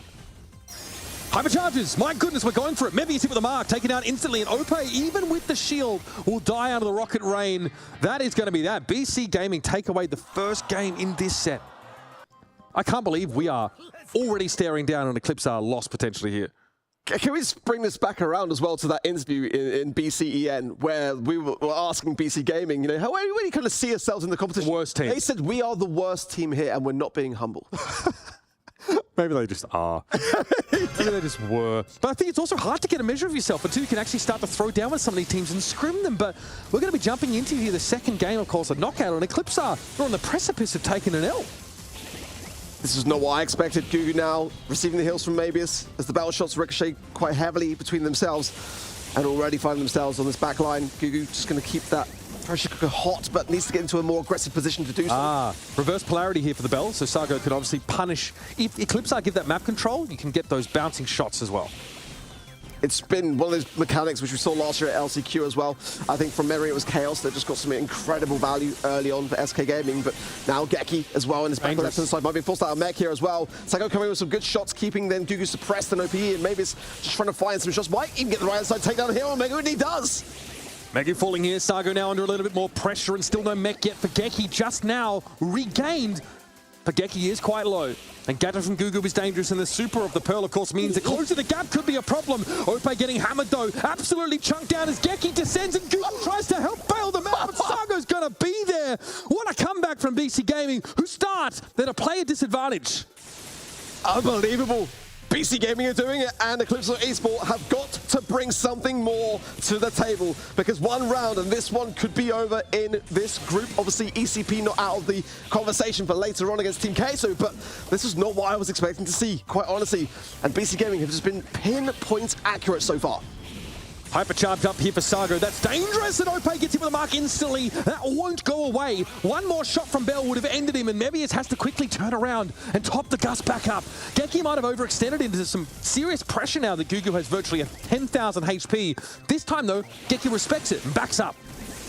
Yes, Sago with some into a corner. Just all this left on the side of the door. Geki, you managed to find the kill as well. It's now a 2 versus 1. It's going to be OPE against Geki. He's looking to trying to find a takedown, but it's not. It's done. BC Gaming take it. ECP come into this game with high expectations, even for a lowest seeded team from their region. BC Gaming don't give a damn. They walk up. That first set is over in the blink of an eye. In the second, they have a great double sharpshooter draft with the Bell, and they get a ton of value out of that Meg playing solo on the left side of the map. That is a devastating blow for Eclipse, and they have to think real carefully about their next game against an opponent who are relative unknowns, who are young and hungry for that spot out of this group. The number 3 seed from APAC with a huge upset over the EMEA region. Unbelievable stuff, quite honestly, and now, I mean, they're looking at a fantastic position potentially here going into day 2, depending upon what happens next. I'll tell you what, if there's one thing I don't like in this world, it's liars. You don't like lies? Who's lying? Meant to be the worst, and not being humble. Well, we are not trying to be humble, but I honestly believe that we are a team among the worst at LCQ. If you don't believe in yourself, how am I supposed to believe in you? What the heck's going on? I've been bamboozled. My predictions, they're gone. What do you feel? How do you feel about this Gus composition, like the Gus Pearl setup? Maybe a little less expected. They got a lot of healing from the Byron too. There's I don't know. There's kind of a reason that the Gus just isn't around these days. I feel it's underrated. What I will say is, why did they not go with Kit? Isn't Kit a fantastic pairing with Pearl, and you've got the Byron there as well to just ensure that healing comes in? Did they miss a trick? I don't know. I mean, yeah, like when Kit Super's in, obviously they're very vulnerable. If you can combo Byron Super, that's like a guaranteed elimination in games like this. And the Kit walks away scot-free virtually from the heal. I mean, I'm going to be real with you guys. I didn't like it, the ECP drafts in either set. I was actually about to say the drafts just seem so off. And you can't win with those drafts, and that's pretty much it. You know, they're an extremely capable team who, you know, won this pre-LCQ Invitational that was put on literally yesterday, and now they show up and lose against literally the last seed from East Asia, and it's just really like I don't know why, other than drafts, this could have happened. Because looking at the statistics as well, I mean, kind of expect low numbers from Knockout, but it just didn't seem like the Eclipse are we know. I guess the question is, like, where's the kill pressure really supposed to originate from here on the ECP side? Like, okay, does the Pearl just really need to walk up with Gadget, close the gap at 10k HP? But that's pretty obvious. Like, you can play around that to such a great degree. And also, Pearl gets absolutely rickrolled by the Meg in that side lane, right? Like, at some point, like, Geki just waits out the Gus shield and then takes the fight against the Pearl again, who's used all her heat in the exchanges previously. For me, the Pearl is supposed to be forwards. You know, Gugu spent a lot of time behind that wall, but this is where the Brock pick really shines for me on the side of BC Gaming. You break the bush with the rocket fuel, and Pearl's immediate ability to have that assassination attempt is diminished. And that's really all credit to BC Gaming. I'd say the thing is as well, in my eyes, you know, the Pearl should be doing fine against the Meg. Like, you just charge yourself up, you hold it, and you wait until the Meg has to push forwards.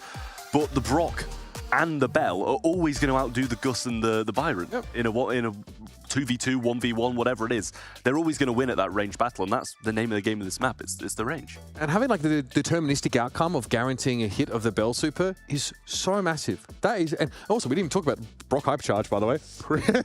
pretty bloody good. Especially the target is marked to some degree, and you can play defensively behind your Rocket Rain, give up some space, and potentially guarantee a kill. So the moment EZP overextend into that Brock Super, they're going to lose player. And the same with that mark as well, as you said. Literally, as soon as the last mark hit in the last round, Kenny was like, it's over.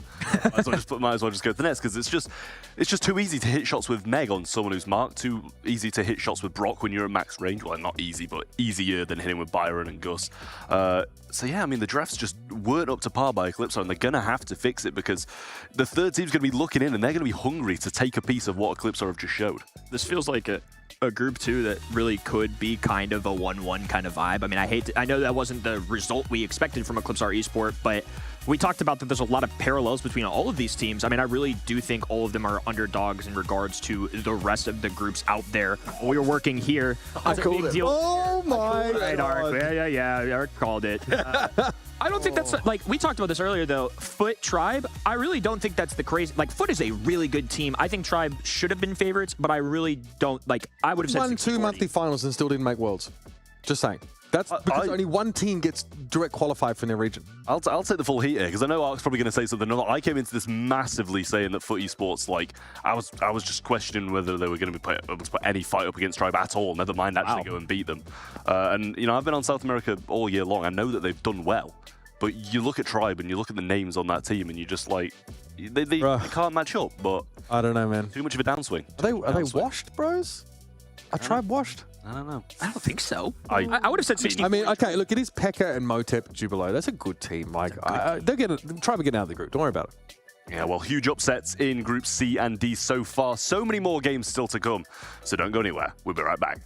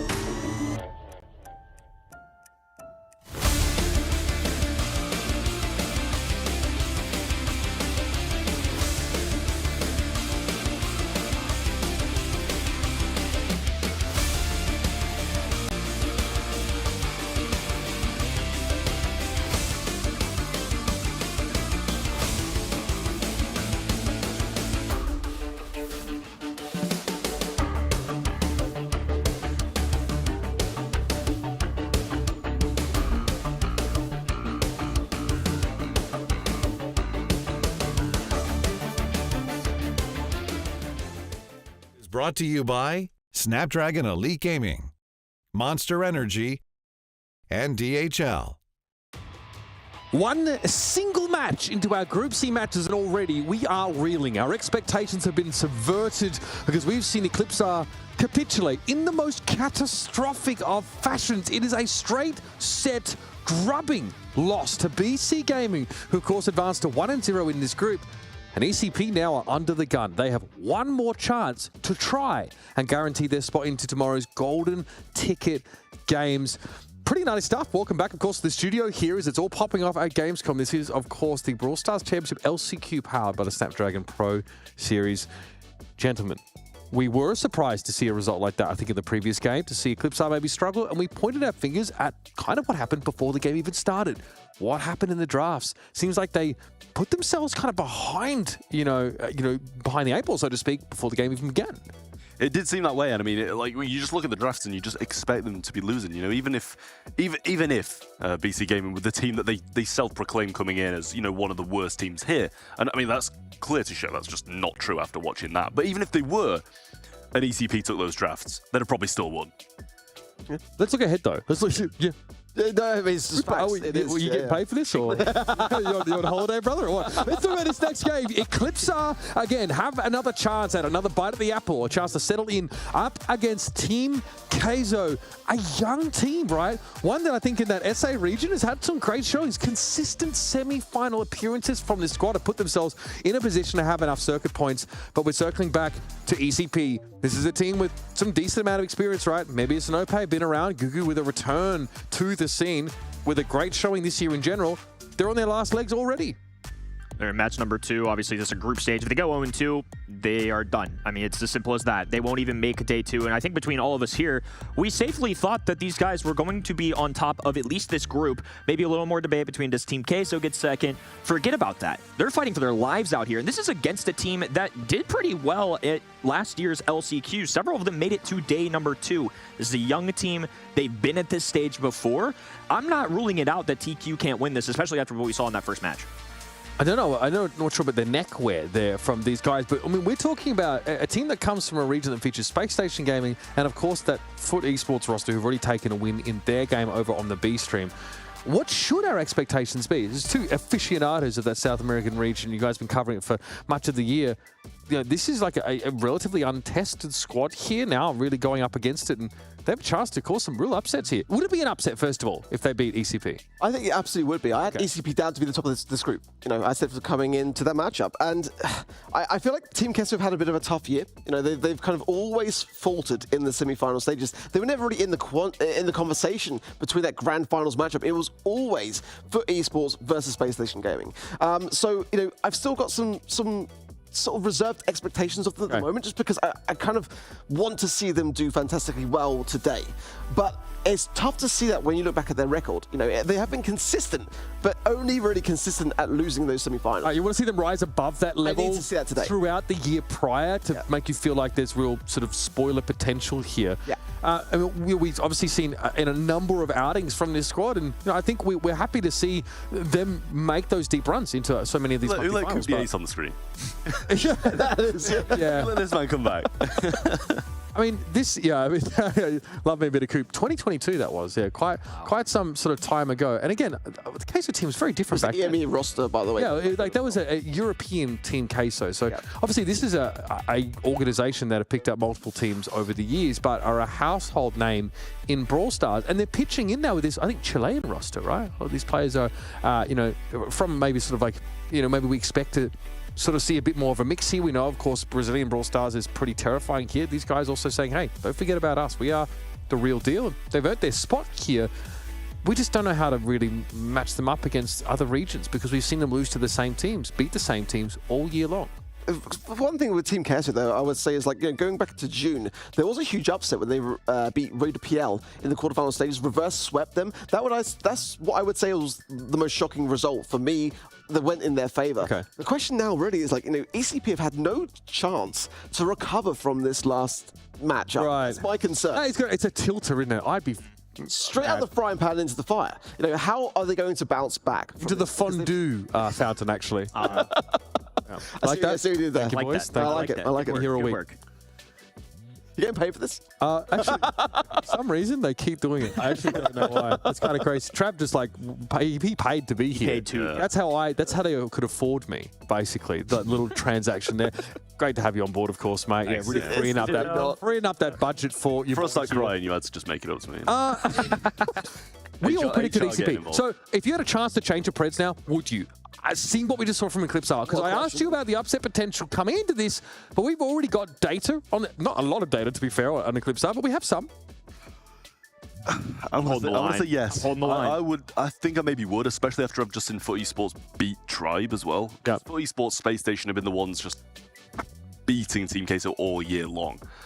So seeing them being capable of beating a team like Tribe and Team Queso surely on kind of a similar level with them, you'd expect them to be able to beat the Eclipse we've just seen. Where it is, Team Queso take to the stage. They've got the coldest necks in Cologne, apparently. Going up against Eclipse, who want to get themselves into day 2 of competition. Kenny, it's up to you.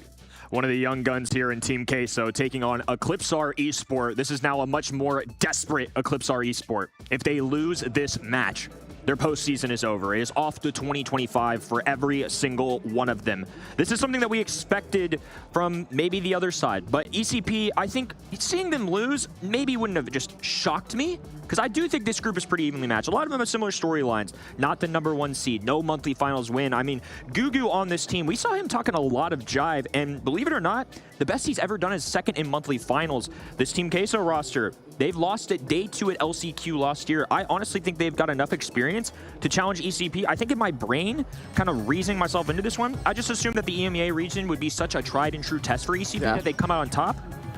Let's find out if that's true. Such a tough thing for me to compute in my brain as to whether I would change my prediction now. It really is. I'll regret it. I gotta hold. I would never have felt like Team Queso would be able to win this matchup coming into things, to be completely honest, but now I'm definitely tinkering with the idea of it a little bit. I think Eclipse Esports for me have got to go back to just drafting safer, drafting better, and being more prepared. The Banner, the Gale, the Chester, and the Meg, I don't mind it. The first pick, Berry, is definitely good. I actually do prefer the Barley.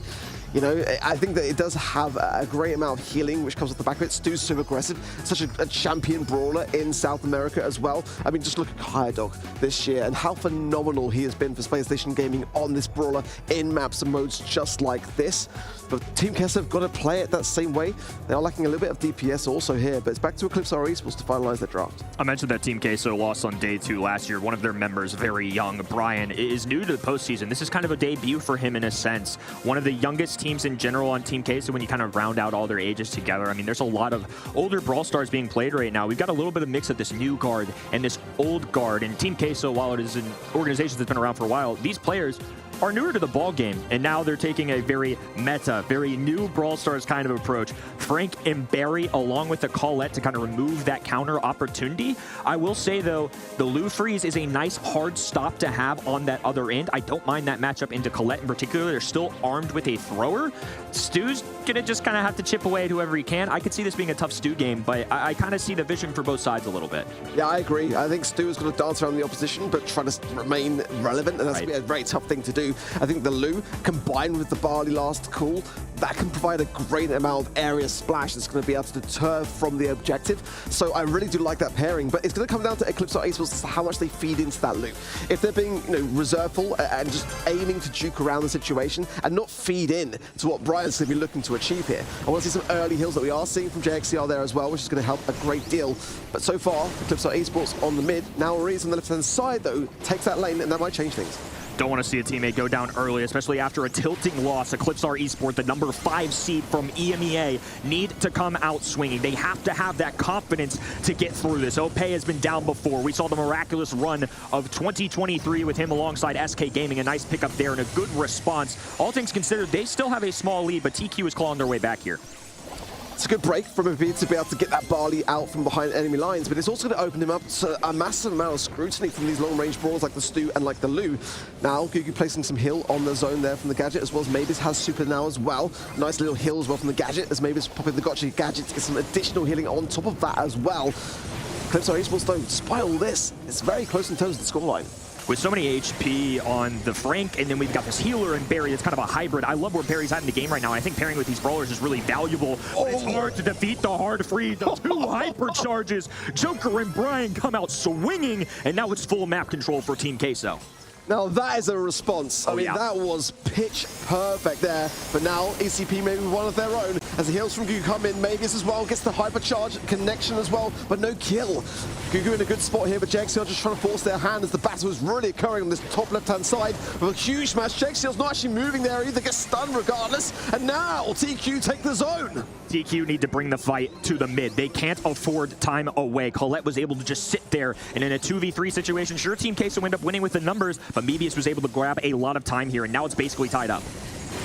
There's so little to win this. OP's just forcing his way on the left-hand side. Brian as well pops the hypercharge from better mobility there. Maybe it falls. JXL has the last call. He's going to use it now. But OP stands firm until then as Reese gets some very important pickup. But Gugu in the last final seconds on the zone. And now Eclipse Oriental should be able to claim this game. Wonderfully done here. The fans up in arms here. Some fans of ECP. Love to see passion from the audience as well. I think that was a huge deal for ECP. If you come out in this set flat like you did last time, if you drop an 0-2 kind of set and you've got one set on the line to determine your literal postseason, that's a lot. These guys, like we mentioned, had the same break that we did at home.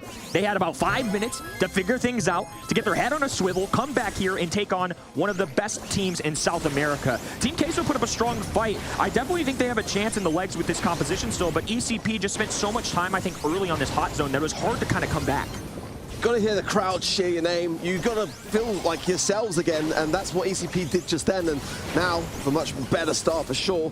So we approach 30% already on the zone. And again, that break from OP to deter away from what JXL can bring. As Brian gets a lovely pinch from Reese, and that might make some space now for Team Queso to start to bring things back. But OP on the zone still does get a takedown along the way, and that's going to play a lot of pressure into Mavis now as Team Queso take control. Map control, but certainly not percentage. They've only got about 20 with Brian returning, and I like that calculated decision from OP to open up these maps. Sure, it's going to make it a little more difficult for him, but it also hurts the Barley. There's a little bit of mix and matching there as the hypercharge ready to go. OP trying to clap down on RHZ, who just gets away from it. Mebius is the one that has to get the kill. They're slowly building up percentage points at a time. The heals from Barry, the workhorse, now putting in a little extra. The back off there to force Barley away. They're going to have to make a move here, or else this is going to be a runaway for ECP. There's a lot of missed shots though from ECP. They seem a bit nervous at this stage of the competition now as TQ starts to really get more into themselves. JXL some huge heals now into the mid, goes down himself, but nonetheless keeps Brian and Reese relevant, and now Team Queso is starting to close the gap a little bit now. Mavis looking to find an angle onto Reese, but in the right-hand side, OPE is getting absolutely battered. This hypercharge now whittling down to 320 HP. He's going to be juking his way around this, and actually now the pinch comes in yet again as Team Queso take the lead. Team Queso roaring their way back here. There's another pickup. 3 red members standing. Mebius has to pop a hypercharge here. He's not even using his super as a result. There he goes. Makes one tag. Gugu coming in for the extra heals, and now ECP with a chance to respond.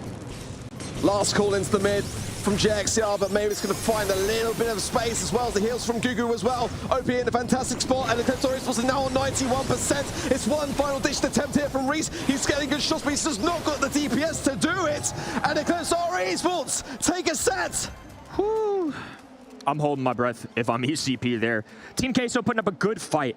But the fact that ECP won that with a little adversity, especially after getting demolished, what I would say, in that opening set of their last match, didn't love their draft in set number 2 to take them an early loss against a team that I think many of us were expecting to possibly be the second or third. At least for me, my expectations of this group have entirely changed. But nonetheless, ECP taking care of business. They get one on the board, and now Team Queso have to be on their back foot. If Team Queso lose this, it's not necessarily the end of the road. Obviously, we have a match after this, but ECP, this means a lot here. Now they've got a 1-0 lead. They can't afford to fall 0-2 in this group. Otherwise, it's curtains. Exactly that, you know, and for me, Eclipse Esport are that momentum team. They didn't have any momentum in their last matchup versus BC Gaming, but getting that first set, even just the first game, I think that first game was so crucially important. You know, just displaying to them that they can come back in a really tight scenario and come back on top, secure that set. This is where they want to be, and they can, in my opinion, thrive now off the back of this. Team Queso, though, with a chance to respond and The question is, will they? Look at Gugu there. I love that. We need to see more of this from ECP. Get the crowd behind them, and once they've got that, it can really just go into their thumbs. That guy was jazzed up for him. I think you bring up a good point, though. Some teams just operate differently, right? We saw with World Champions Zeta Division last year, their crowd could be roaring, their crowd could not. They just put up a Polish smile at the end of the day. But there are some teams like this, we've seen on the player cam all year long, they rely on that hype. They like gassing each other up and feeling that presence, feeling that success. I think the vibes are a big deal for teams. We've heard about really, really great teams. Tribe Gaming comes to mind. Corey talking about, hey, we just kind of got to crack jokes. We got to smile. We got to enjoy ourselves sometime. And I think finally we're starting to see a little success with Eclipse our esport. And like you said, alongside that momentum, this is a team that has done well in the EMEA region, all things considered. No, they never came out on top. There's some really good teams in EMEA, though, and they're starting to show that ceiling of what we kind of expect because they were forged in the fire that was that region. That's probably the highest DPS I've ever seen on the Stu. Gotta be. 533? That's ridiculous. I was too busy blabbing. I didn't even notice. Oh my God. Absolutely ridiculous. But again, it's about the objective. And the DPS was lacking on the side of Team Queso. I really loved that Barley pick. I love the Stu. I love the comp in general. But for me, the Stu is going to be in a tough matchup. And we mentioned that coming in, right? It was always going to be a tough thing. Had they maybe just got that other brawler, maybe swapped out for something else, it might have gone their way even. And the question is now, being behind, can Team Queso turn this one around? Because it's a very tough spot. Eclipse Esport, as you can see, they're just springing to life now. They're starting to realize that it's still within their grasp and control to be in charge of their own destiny. On the side of Team Queso, this is their first match of the day. And it's tough to be one sit down when it's your first match of the day. To touch on the Stu as well, I feel like the draft made a lot of sense. I don't feel like Stu is somebody in that situation against the likes of a Frank. Sure, he's going to be able to land shots. Frank has 15,000 some odd HP. Stu is not going to be able to clear him with 1, 2, maybe 3 full magazines of ammo. I feel like he did the damage. It was really hard to kind of secure those kills unless it was onto the squishier brawlers too. So I think Team Queso brought a lot of good stuff. That's a lot of nitpicking. That's a lot of hindsight. But in the moment, I think we could both say that we liked their draft. The gameplay was really solid. I mean, they were only a few percentage points away from really coming back in either of those and even had a lead at some points too. Crowd getting ready to go as well. Like to see all the young fans out here getting ready for what is going to be a good set to here. But I think for ECP, seeing them with the momentum, both these teams are relatively young as well. We haven't touched on that, but obviously Ope has that Worlds experience. He's seen the tippy top of gameplay. He's been right there. I'm sure he is hungry for success. I know this other side of Team Queso, they were one step away from making it to Worlds last year. It came down to that final match on day number 2. They know what that feels like. They're going to want to try and make a comeback here, give themselves a little bit of a safety net. And I think grabbing that Rico first overall pick, assuming wall break doesn't get in the mix, that's got to be one of the better picks you can have on this map. I do like it, but it is quite vulnerable to a lot of things that could be coming up next from Eclipse Esport. The Gale, the Clancy, and the Frank banned out by Eclipse. The Surge is a really nice ban. I think quite an underrated one, actually. We didn't see enough Surge bans, in my opinion. Larry and Laurie and the Clancy also. But yeah, for me, Rico's always going to be solid here, but it can get overrun. You know, big tanky comps coming in. Meg is a great addition to the Eclipse Esport roster here coming in. And, you know, I want to bring up as well, whilst the drop's coming in, I mean, maybe it's last year. Like, going back to the LCQ last year, like, he missed out on that opportunity to go to the World Finals. This, for him, is his redemption arc, potentially. I think that's what we've kind of talked about with this group C. I feel like when you look at the team names, people are like, they're a 3 seed from X region, a 5 seed from X region, a 4 seed from X region. These guys all have so many parallels, so much to prove.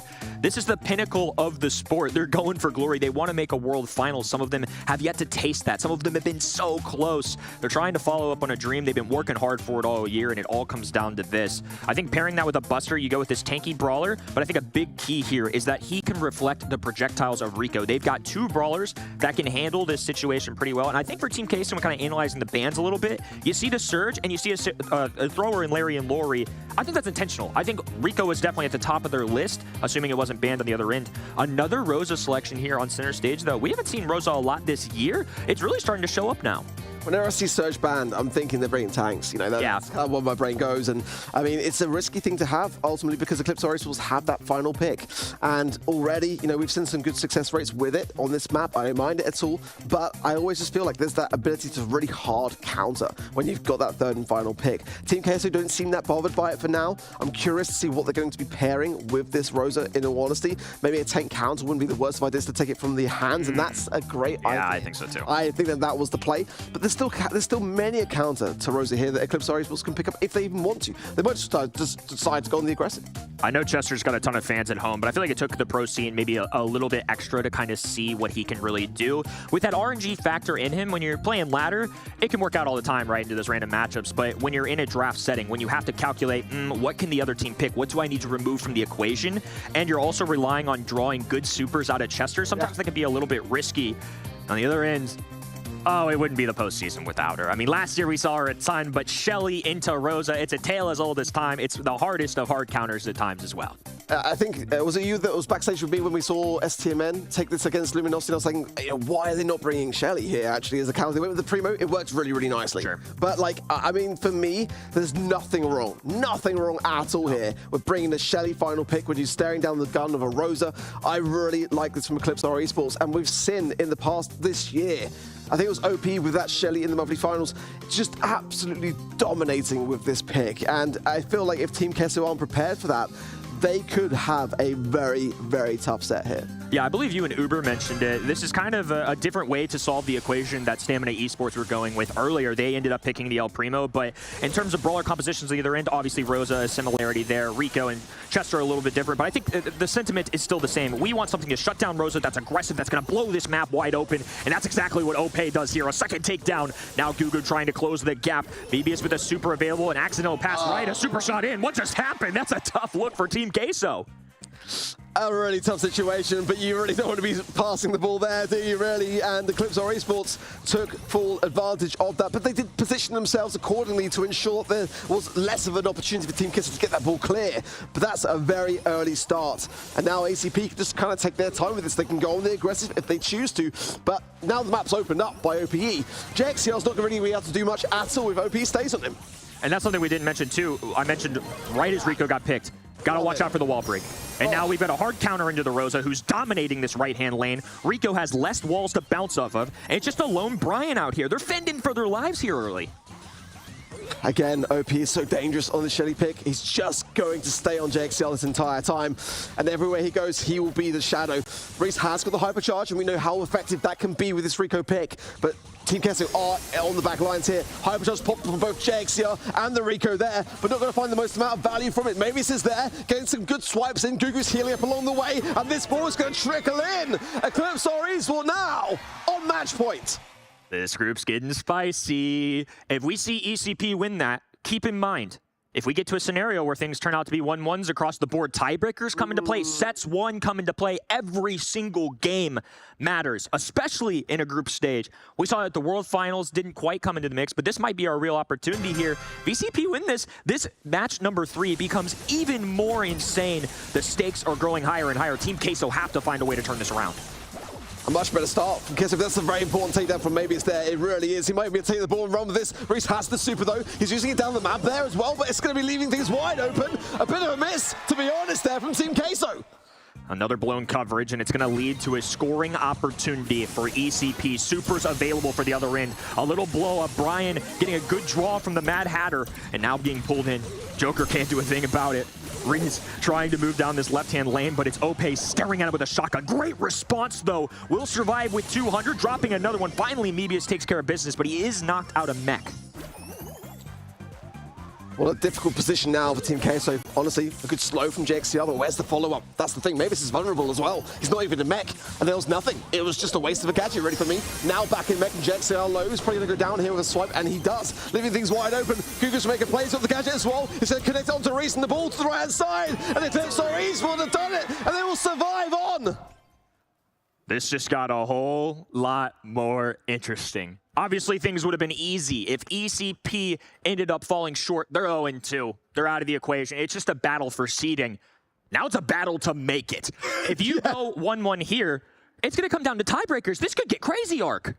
This has just been blown wide open against the odds. Eclipse Esports behind, swept, stampled by BC Gaming, but now a glimmer of hope remains.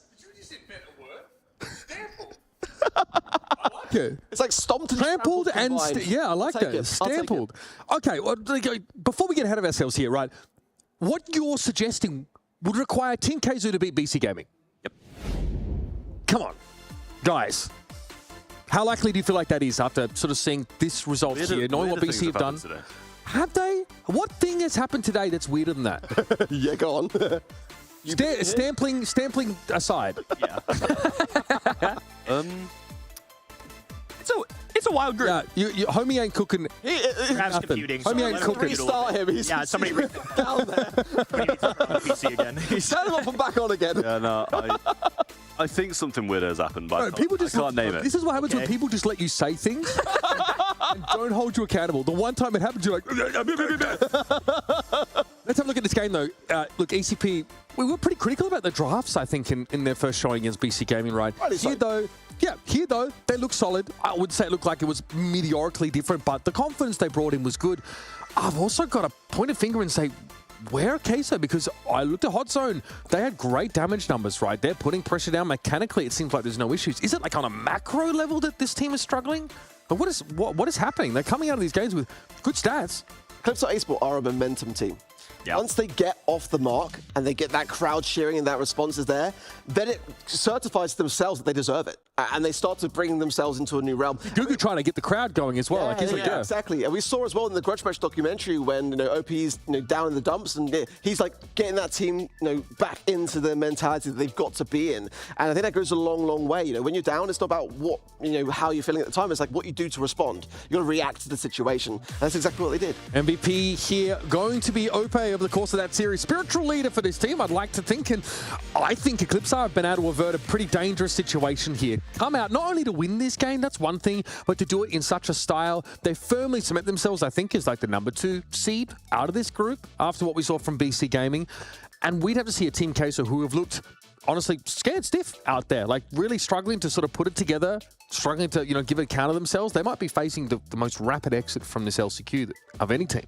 Yeah, it's not looking good for Queso, I will say, but Eclipse, I'm quite glad they bounced back because they definitely do deserve with the recent performances. I think if you take the previous game just out of your minds, with their recent performances in the BSC, getting top 2 in the monthly finals, in other third-party tournaments as well, they do deserve to be going to day 2 of the LCQ. So I'm glad that they've managed to get this win on the board. And as you say, they're a hugely momentum team. Now that they've bounced back, they'll be feeling good about I won't say about day 2 yet because they haven't made it yet. Nobody has. If they do, then they'll be feeling good. Because you got the key for that, right? I do have the key. You're going to unlock that box after our next game. We're going to be looking at our golden ticket matchups. I think we need to wait for the culmination of the other Group D, right? Group D, but this is Group C as it stands. BC Gaming came out of the gates with an incredibly dominant showing over Eclipse Esport. Really, from start to finish, the draft, the game itself was fantastic. Group D has now seen Foot Esports solidify their spot coming out. We probably expected that. Still VN Esporting on the B stream, give them a decent go. Like they were able to score a goal there on Brawl Ball, looked all right. But that means that Tribe need to overcome that, that third seed from China here to sort of get out of there. It's doable. The team is, as we've all concluded, they're not washed. But again, it wasn't the start they were looking for. But we're looking very closely now at this bottom seed out of the South American region. What do Queso have up their sleeves here? Because I don't know if they've been able to show us enough to give us any level of faith in their matchup against the BC Gaming, who look terrifying. My prediction was with BC Gaming in this matchup before any of this has happened, and it still remains to be the same. Yep. I think the Team Queso is a really tough ask, but they can do it. It's going to require a great deal of pep talks, of going through their prep and their drafts. And it's not about being reactive to what is being drafted. It's about having the strategy going in. And whether they've been as well prepared on that front, I'm not too convinced yet. We're looking at the macro strategy here because as clear as individuals, Queso can play the game pretty darn well. We saw the stats. They look good. We have 2 brawlers over 500 DPS after that first Hot Zone game. They've got what it takes. Can they put it together? We're going to go to a break. When we come back, our last match of the day over on the A stream is going to be Team Queso fighting for survival against this group against BC Gaming. Group C culminates after this.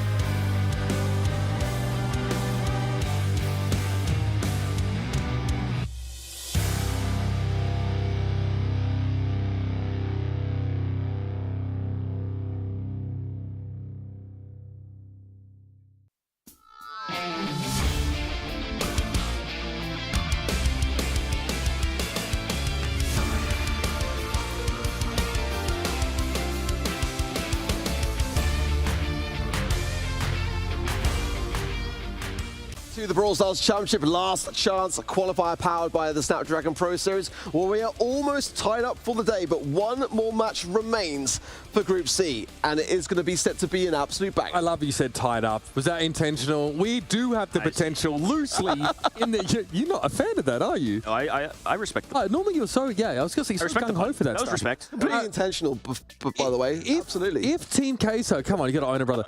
If they beat BC Gaming, that is a big if. That if is doing like Olympia level lifting here. We would have a three-way tie in this group that would have to be decided by some black magic. I don't really know. I don't ask things. I wasn't there when the deep magic was written. Do you know what I mean? I just let it get it told to me. But that would mean Team Queso need to be above and beyond what we just saw from them on stage. It's going to be a tough ask. I don't think that, to be honest, Team Queso will, but I want them to. You know, I want them to dig deep, and I want them to really shine on the stage and provide an upset. That's what makes the LCQ so great. But again, Team Queso have got to really nurture the crowd like we saw with Eclipse Esports. They've got to get everyone on their side and really bring more enthusiasm to the gameplay. It looked a little bit static for me, a little bit lacking and a bit lackluster in the draft side of things. But again, this is their like big opportunity. It's now or never for them, and they've got to bring the fight. I mean, Team Queso, they didn't look too good. To put it nicely, they didn't look too good. But I will say, I'm not counting them out. like they're down, they're not out. BC Gaming looked incredible on the other side of it. That's the thing. So it's going to be very difficult for Team Queso. But you know, we've been watching them all season long in the South America region, and they're consistently there. You know, they're consistently fine. So I'm just hoping they can kind of get back to that level and maybe catch BC Gaming on a bit of a downswing after all their celebrations and stuff. Maybe some slight overconfidence, which I wouldn't expect from especially an East Asian side.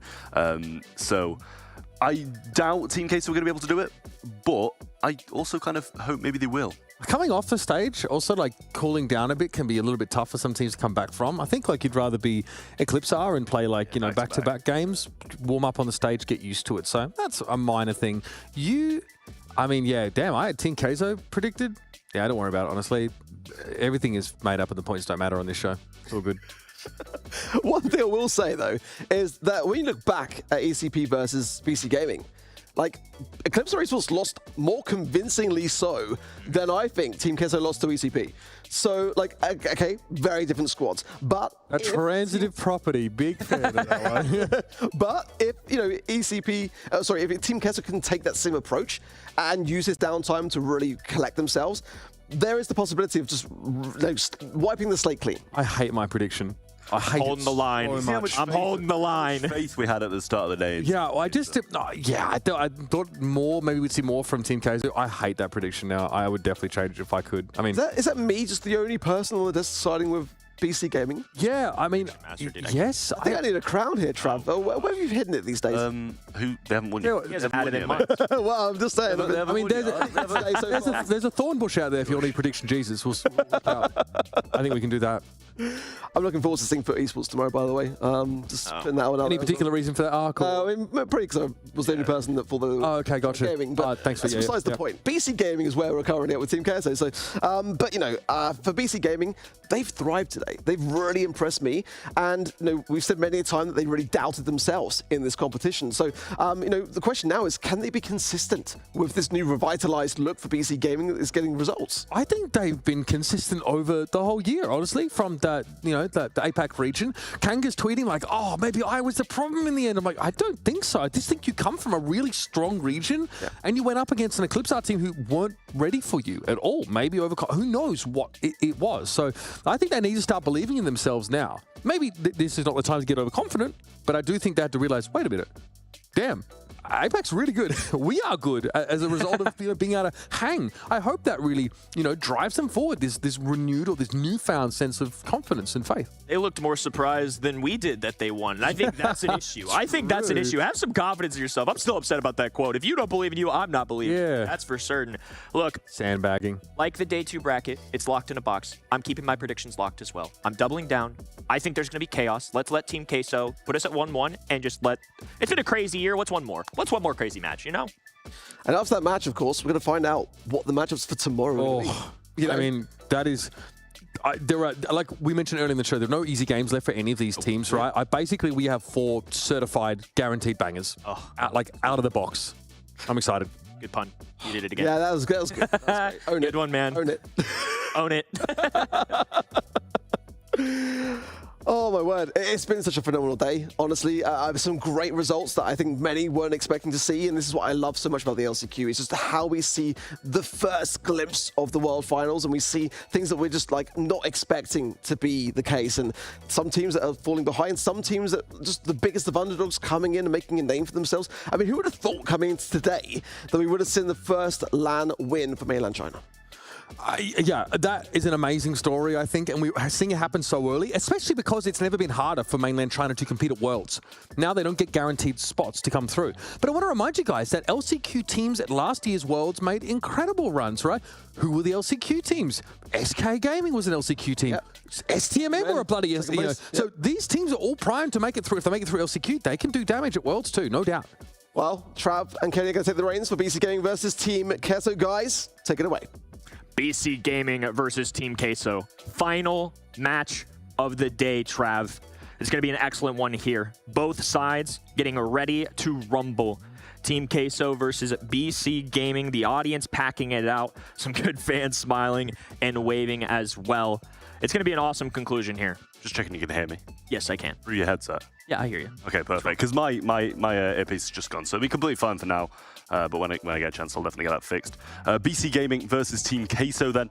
Definitely going to be a really, really solid match between these two teams. It's kind of the two teams who we expected it to be close between coming into today. That's the big thing. We expected Eclipse to just be flying high on top of the group instead of being one-on-one and BC Gaming being the one flying high.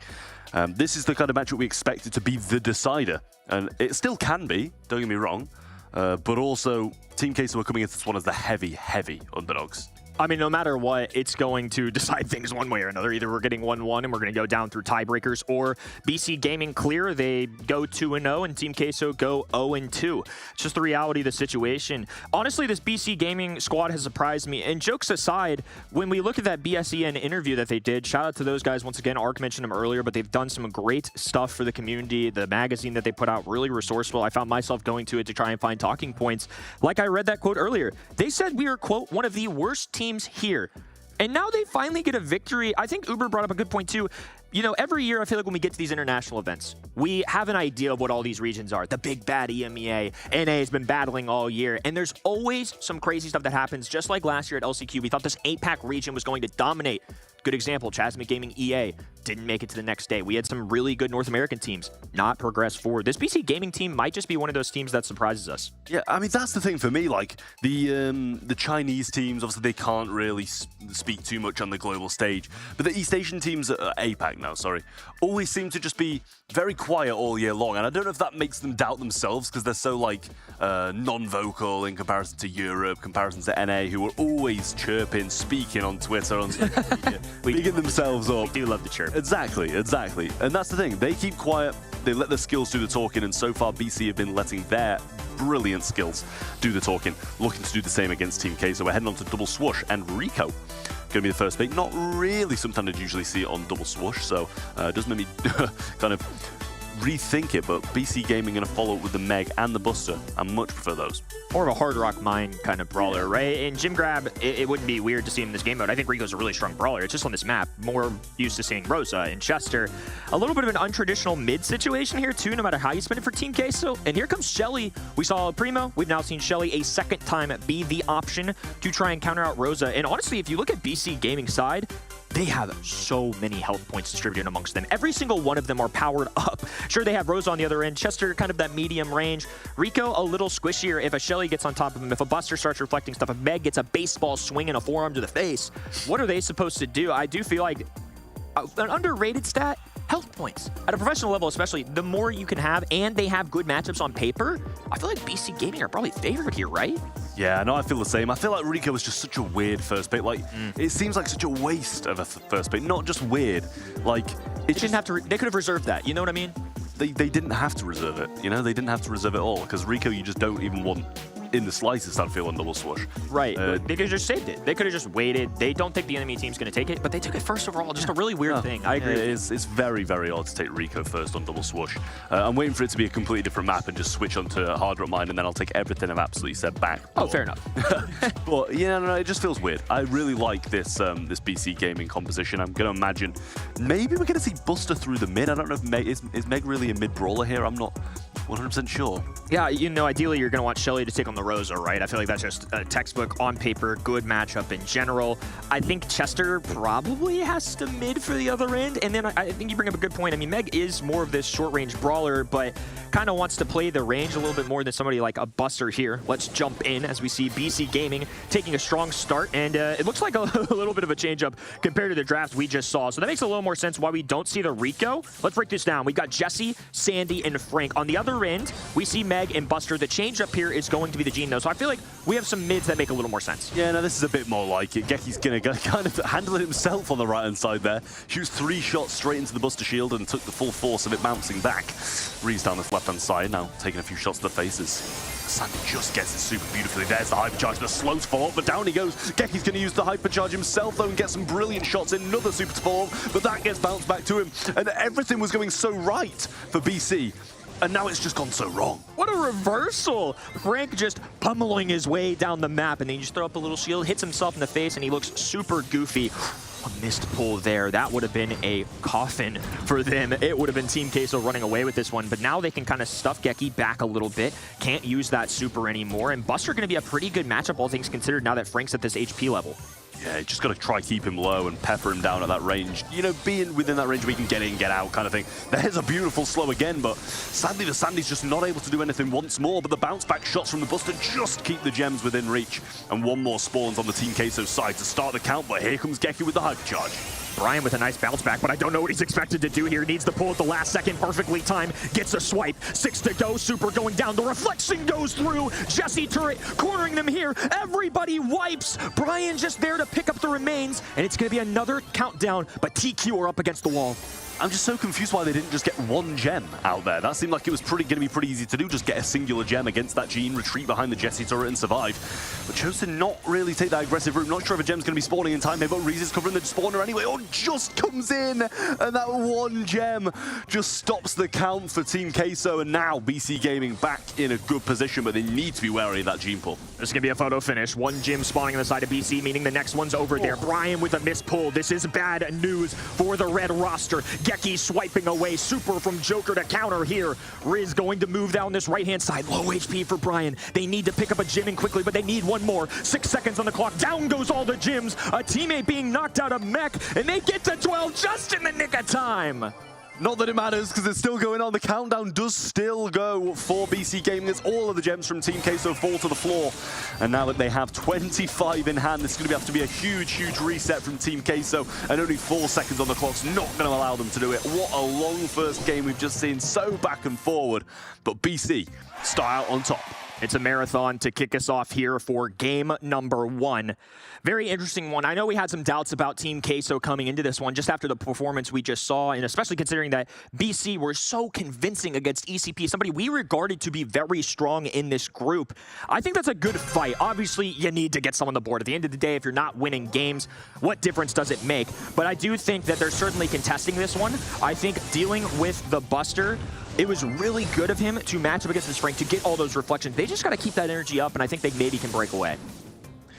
Yeah, Reese just holding this Brian side nicely against Geki down here, just holding him at max range, slowly coming in now. Swing comes off, but that's not really going to make that much of a difference. Geki couldn't quite get that last killing blow, or the blow to take him out of that mech through. And now JXCR on the left-hand side, just backing him up, actually still shoots into it. Seems a little bit weird for me that the BC continue to do this. It's just constant fire into the shield. I think it's going to be really difficult for TQ to kind of hold positioning here. They've got Frank stomping his way down the side. Now we get a little sneakiness coming in from Sandy. Brian falls. RHZ finally back into a mech, but without that, he was just a pea shooter with that pistol. There was no way to defend here. Now they're 8 gems with complete mid control, a turret on the ground. TQ looking shambles right now. I mean, the Sandy Super's there as well. now. Not a bad cycle down the left-hand side coming in. Geki super once more, and yet again, shielded out by JXCR. Really well played from him in this barrier, but it just doesn't seem like they're able to get too much done. Only 3 gems, and there's another Sandy Super. Does get hit pretty hard, though, by that Gene, who probably running vision gear, considering how many bushes there are. But he evades some shots nicely, and they're back in control, but this Gene Pull still looming over Brian's head. BC Gaming went real quiet. They're hiding in the grass. They found Frank. They made a few tags there. A little extra range with the pistol going down. A hypercharge. That's not the guy you want to pull. Good disruption there, knowing he was using the other gadget, but now it's taking 2 brawlers to deal with him. Oh, the gym spilled out. A little stun coming in from the hypercharge as well, and BC Gaming can run away with it. This Meg's still back in spawn though, and because Megu's so low, it does pose a bit of a threat. But in the end, he does go down as Geki comes back out of spawn, and yet another Sandy Super coming down. Just endless supers from the side of BC Gaming. And they managed to take the first set here, trying to put the nail in Team Queso's coffin. Another convincing one here for BC Gaming, picking up on what we saw in that game #1 performance from them. If they can do it against ECP, a team that we regard to be pretty strong, a convincing win against Team Queso in that game #2, I think it's safe to say that BC at this point in the day should be the favorites. Coming into today, though, I gave a lot of credit to Team Queso. You know, they have a couple players that made it to day 2 of LCQ last year. These were some of the players that were the underdogs last year, kind of filling that BC Gaming role. They know what this feels like. It's interesting to see them kind of put up a fight, but not quite get there. I really liked some of the small moments they had. Gene making some pulls, some lamp blowouts to kind of bounce Frank off of supers. But Frank is a menace, man. It takes more than just some good shot. It took Joker every single shot in his tank to get rid of him, to get the reflection, to make Frank hit himself in the face. And even then, even with as good of tiny little details as that, they still couldn't pull away with a win.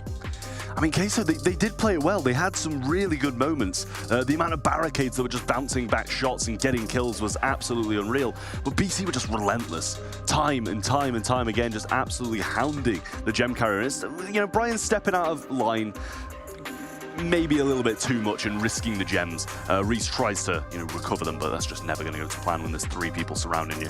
And just endless Sandy Supers is not going to be looking good for Team Queso. I think especially in game 2, there were several moments where Sandy just clutched up. We saw those 2 supers at the end, and also remember too that Sandy was the one that got a bunch of tags onto Brian there to make them spill all their gems, force them away, and they were just left with Meg not in the mech. There's no way that Meg's going to contest with 3 brawlers, especially the likes of the high HP of Frank with just a little pistol. You can see it in the kill categories and the DPS as well. Evenly split, 300 for everybody. But yeah, I mean, you see the other end. You know the stats are good. That game 1 was a thriller, but 330 from Meg, good set. 211 for a Gene, I would argue, is a really good set too. And even 422 on a Buster. They were putting in work. Again, sometimes it's just the game mode though, and left side played it better. I mean, 349 from Jesse's kind of crazy. Yeah, insane. I expect your mid to not be getting kills, not getting too much DPS, just playing it safe, playing it reserved, playing it slow. But Megu clearly did not want to stick by kind of the norm of gem grab mid playing, and he wanted those kills and he wanted that DPS, and you know, you got to respect him for it because he did a great job, and that's what I mean.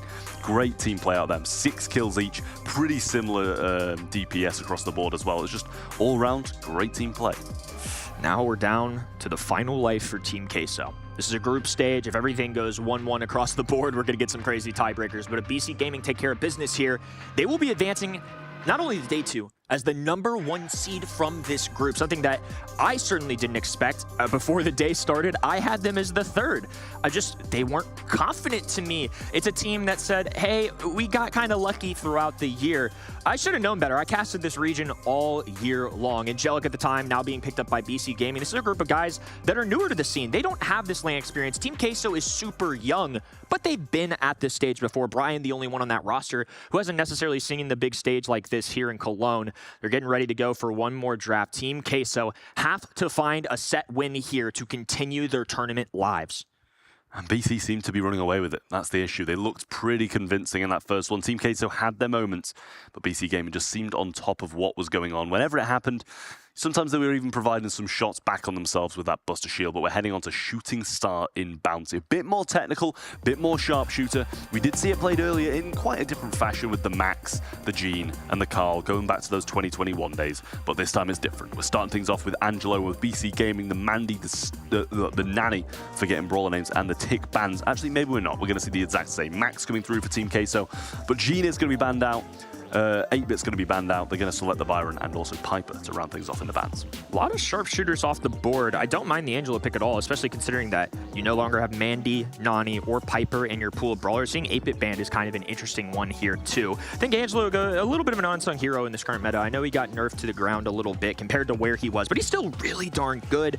Team Queso going for a very different approach. They don't grab the likes of a Bell or a Thrower or anything like that. They're going to go for 2 support brawlers, Max, who can do really well into those single-shot brawlers. There's one of the remaining sharpshooters that I just mentioned, too. Byron, going to be a good support character, can do a mix of the damage plus the healing. I feel like Byron and Max are very solidified in this meta right now. Honestly, Bell and Angelo, I feel like we see less than the other 2 there. Yeah, I mean, I feel the same way. Like, Max and Byron just show their faces so much. I feel like the Max without the Gene, it does kind of bring it down a little bit, though, just being able to have those guaranteed heals around you within that zone. It slightly dampens the usefulness of Max. But Larry and Laurie coming out, we've seen this through the APAC region a lot. Larry and Laurie just seem to be played so much.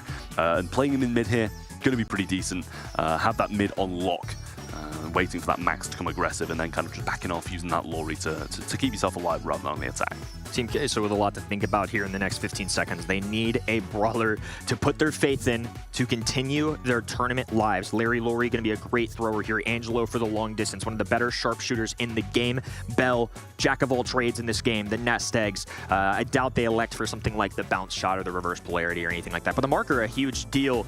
On the other end, when they zig, they're zagging. Max, not a sharpshooter. Byron, kind of a support brawler in between a little bit, and then they're just going to get up in the face, go for that blue star immediately, and back off. That's where Carl comes in. I mean, this is a very South American comp for sure. Queso run. It's like about as South American as you can get without using Mr. P. I don't think Mr. P is going to be coming down these days, so I quite like the composition they've got. Larry and Laurie are going to have to be very careful about how easily the opposing comp's just going to be able to spring into action. Max speed, flying hook, and the spin with Carl it's going to be dangerous, but Mega obviously having the ability to rotate over this water is going to be a huge help. Carl activating the flying hook right as we jump into the game here. That's one of the benefits of picking him. He can be a little more aggressive into the throwers, I would say. If he has a tail spin, especially with the shield star power, he can absorb a lot of damage while also going for some finishing blows. Needs to back up here and quickly, though, and unfortunately he's going to go down. It's a trade on the other end. That's a big-time pickup there from Max, who might get out of here alive with another one. Phase shift might just keep him in it. Geki not going to be able to secure it, and Bell can't find the shot either. Unreal from Reese in that bottom right-hand side corner. Geki going to have to make up for the mistakes of not getting that kill along with the rest of his team. Pin him in this corner, and still nothing. Phase shift, time to perfection, and the lead remains with Queso. Reese coming alive when it matters most. This Max gameplay is unbelievable. He's going toe-to-toe with Bell on the other end, who is a sharpshooter, but it's kind of a debate we've had for a long time. Max or sharpshooter? Right now, it's Max. Yeah, the nest egg plays down and just not able to get it done. This right-hand side is being dominated by the Max, and eventually going to go down, evens out the stars. But the blue star is with Team Queso and they remain in the lead. They might want to keep this aggression going forwards, or they might just play, as we saw earlier, in a very defensive locked position. Heroic effort from Max, who now is going to activate some super speed. Taking a lot of hits right now, though. They need to tag team this a little bit. The Bell damage amplifier does some work, but because Bell got that first kill, more stars for the other end. Now TQ are going to have a 1-star lead. And a 25-second buffer as well. Need to start going aggressive for the side of BC Gaming. Shots coming through. Geki with 4 stars over his head. Doesn't really want to risk his life too much. Might kind of lean on his teammates to be able to get these kills and take the over-aggression. And they do get it on JXCR. Big kill coming in, and that's going to be 2-star lead now. All backing off. Hyper charge used by the Max, but 2 nest eggs lay on the right-hand side. 1 tripped. Almost going to be 2 JXCR coming in, but it's not going to be done as Geki uses the gadget, takes some health back, and heads to match point. Heartbreaking loss for Team Queso. That was such a good fight.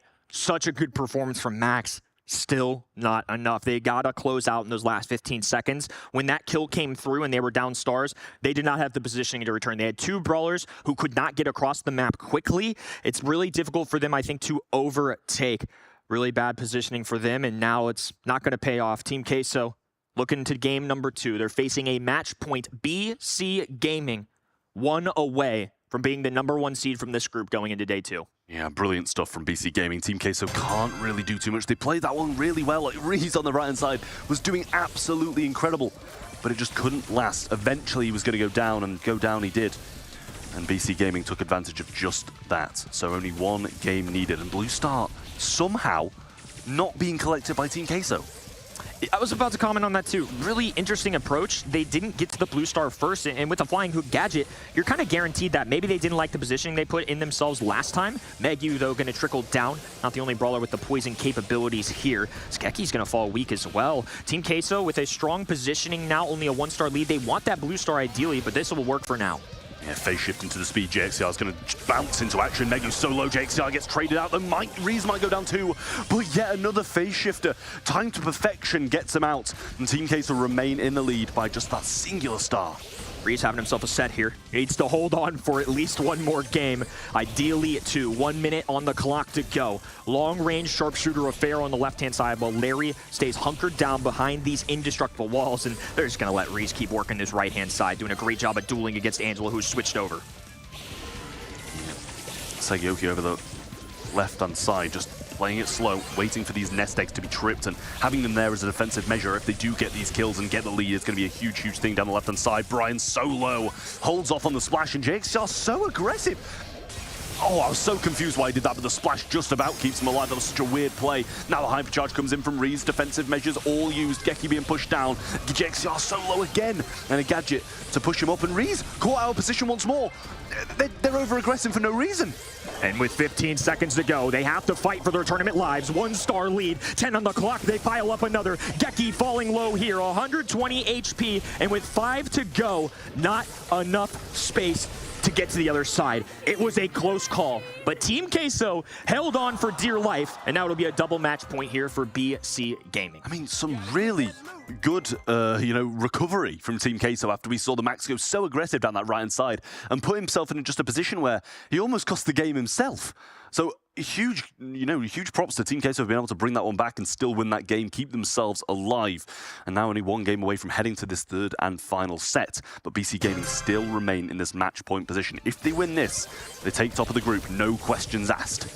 Another instance, they didn't grab that blue star. He was right there and just couldn't grab it, unfortunately. And now as a result, it's going to be Geki once again starting things off with the blue star on his side. I think if you were the side of BC Gaming, you don't really mind Larry and Lori being the ones that carry that blue star either. They're not going to be up in the face of the enemy. They're likely going to be the least aggressive here. I mean, all of them are sharpshooters. It's probably fine regardless of how you spin it. As a result, they kind of backed up a little bit, taking a little bit more of a turtling stance. They don't need to get aggressive. They have the lead, and oftentimes in Pro Brawl Stars gameplay, that's exactly what you're going to see. Great taps from Megu. One onto the Max, one onto the Carl, almost another one as well, and he continued to burn down for a good amount of time there. A gadget being used by Brian, shooting 3 heals towards JXCR to get him back in the mix and allow them to defend this push once again. But they don't need to push that aggressively, because this time BC have that 1-star lead. I like the pace that BC Gaming are coming into this. They know they don't have to overdo it. I think that was one thing that you mentioned about TQ, that sometimes in these games, we've seen them in Bounty be a little too aggressive. Just gotta put your foot on the gas pedal, but it's gotta be at the appropriate time. This is a game of momentum swings, and once again, the backpack on the right-hand side. Reese going to town right now. There's one, looking for a second phase shift. Not this time. A non-heroic effort, though. 3-2. BC Gaming still lead. They need to run away, too. They're gonna have to regroup if they want a chance. Geki just holding this right-hand side down against that Max. You kind of expect the thrower to be in the mid, and that's where he's going to rotate to now, allow Sagioki to go down this right-hand side and just face off against that Max who's been evading him so well. JXCR comes in, Max so low, does fall, but traded out and actually extends the lead by 2. Making it a 3-star lead, meaning they've got to get 2 of these right-hand side. They get one of them and bring it within 1 now. Brian goes for the splash. Megu evades that nicely. 10 seconds on the clock, and Queso need a kill. Fighting for their tournament lives. The speed coming through. Joker Klein to close out. RHC diving in for yet another one. Hypercharge grabs the kill. He's surviving, dodging left and right. Unbelievable. Team on his back. Team Queso take us to 3. How has he stayed alive? How has he stayed alive? That is absolutely ridiculous. The Max putting the entire team on his back. Team Queso stay alive in the most crucial of moments.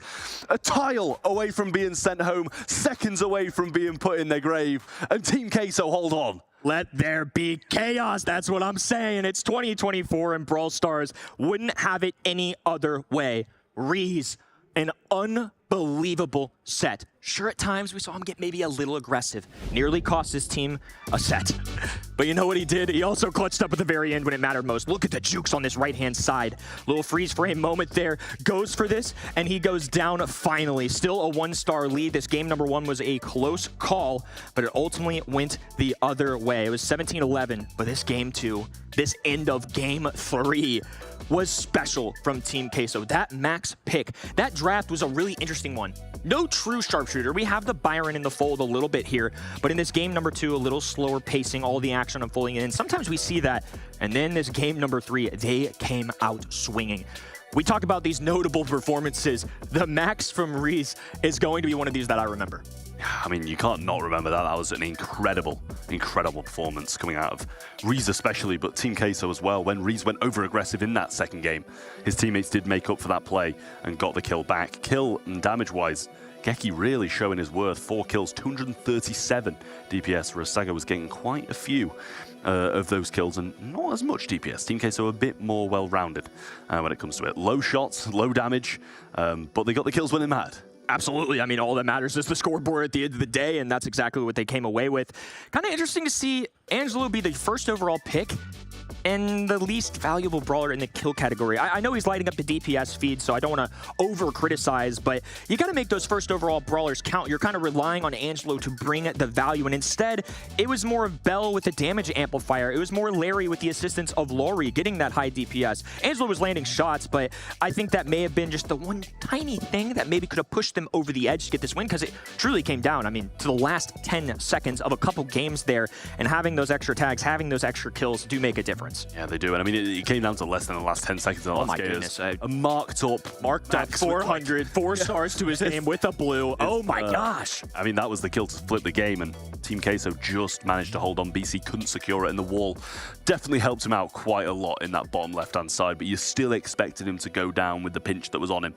But as always, Team Queso do hold on, and BC Gaming convincingly beat Eclipse, and Eclipse beat Team Queso, and now Team Queso, they want to make this a 3-way tie. It's never that simple, chat. All the fans in Cologne, I mean, it had to go down to 3. It's the last match of the day. It's LCQ 2024. It's Team Queso looking for another opportunity to extend their postseason. Here we go. Parallel plays, set number 3 in our best of 3. It's going to be the RT selection, which I actually love on this map. I think it's a very underrated option. Meg on the left-hand side, just a powerhouse of a brawler, especially on a mode where you have to hunker down. And it's kind of a hybrid of defensive and offensive gameplay. You're defending your hot zone, you're aggressing onto the enemy side. This is where it's kind of two tails, right? A lot of these brawlers are going to stay on their home base, try and secure that first 50%, travel up to the other side, kind of have a brawler be aggressive, get some poke damage, if you will, into that hot zone. Meg is somebody that can kind of play both in the mid, but Gale is so good on this map, on this mode, and now they've just blocked out any possibility of a tank messing with him. Yeah, I like that Gale pick. It's very, very solid, and I know you will absolutely love seeing that man show up. Guilty, in the words of Kenneth. And that's a great, great pick, regardless of how much it's liked by my beautiful, beautiful co-caster over there. You've been really nice to me today. Are you feeling okay? Maybe not, maybe not, maybe not. Maybe I've just got a bit of a Kenny fever. But Team Queso...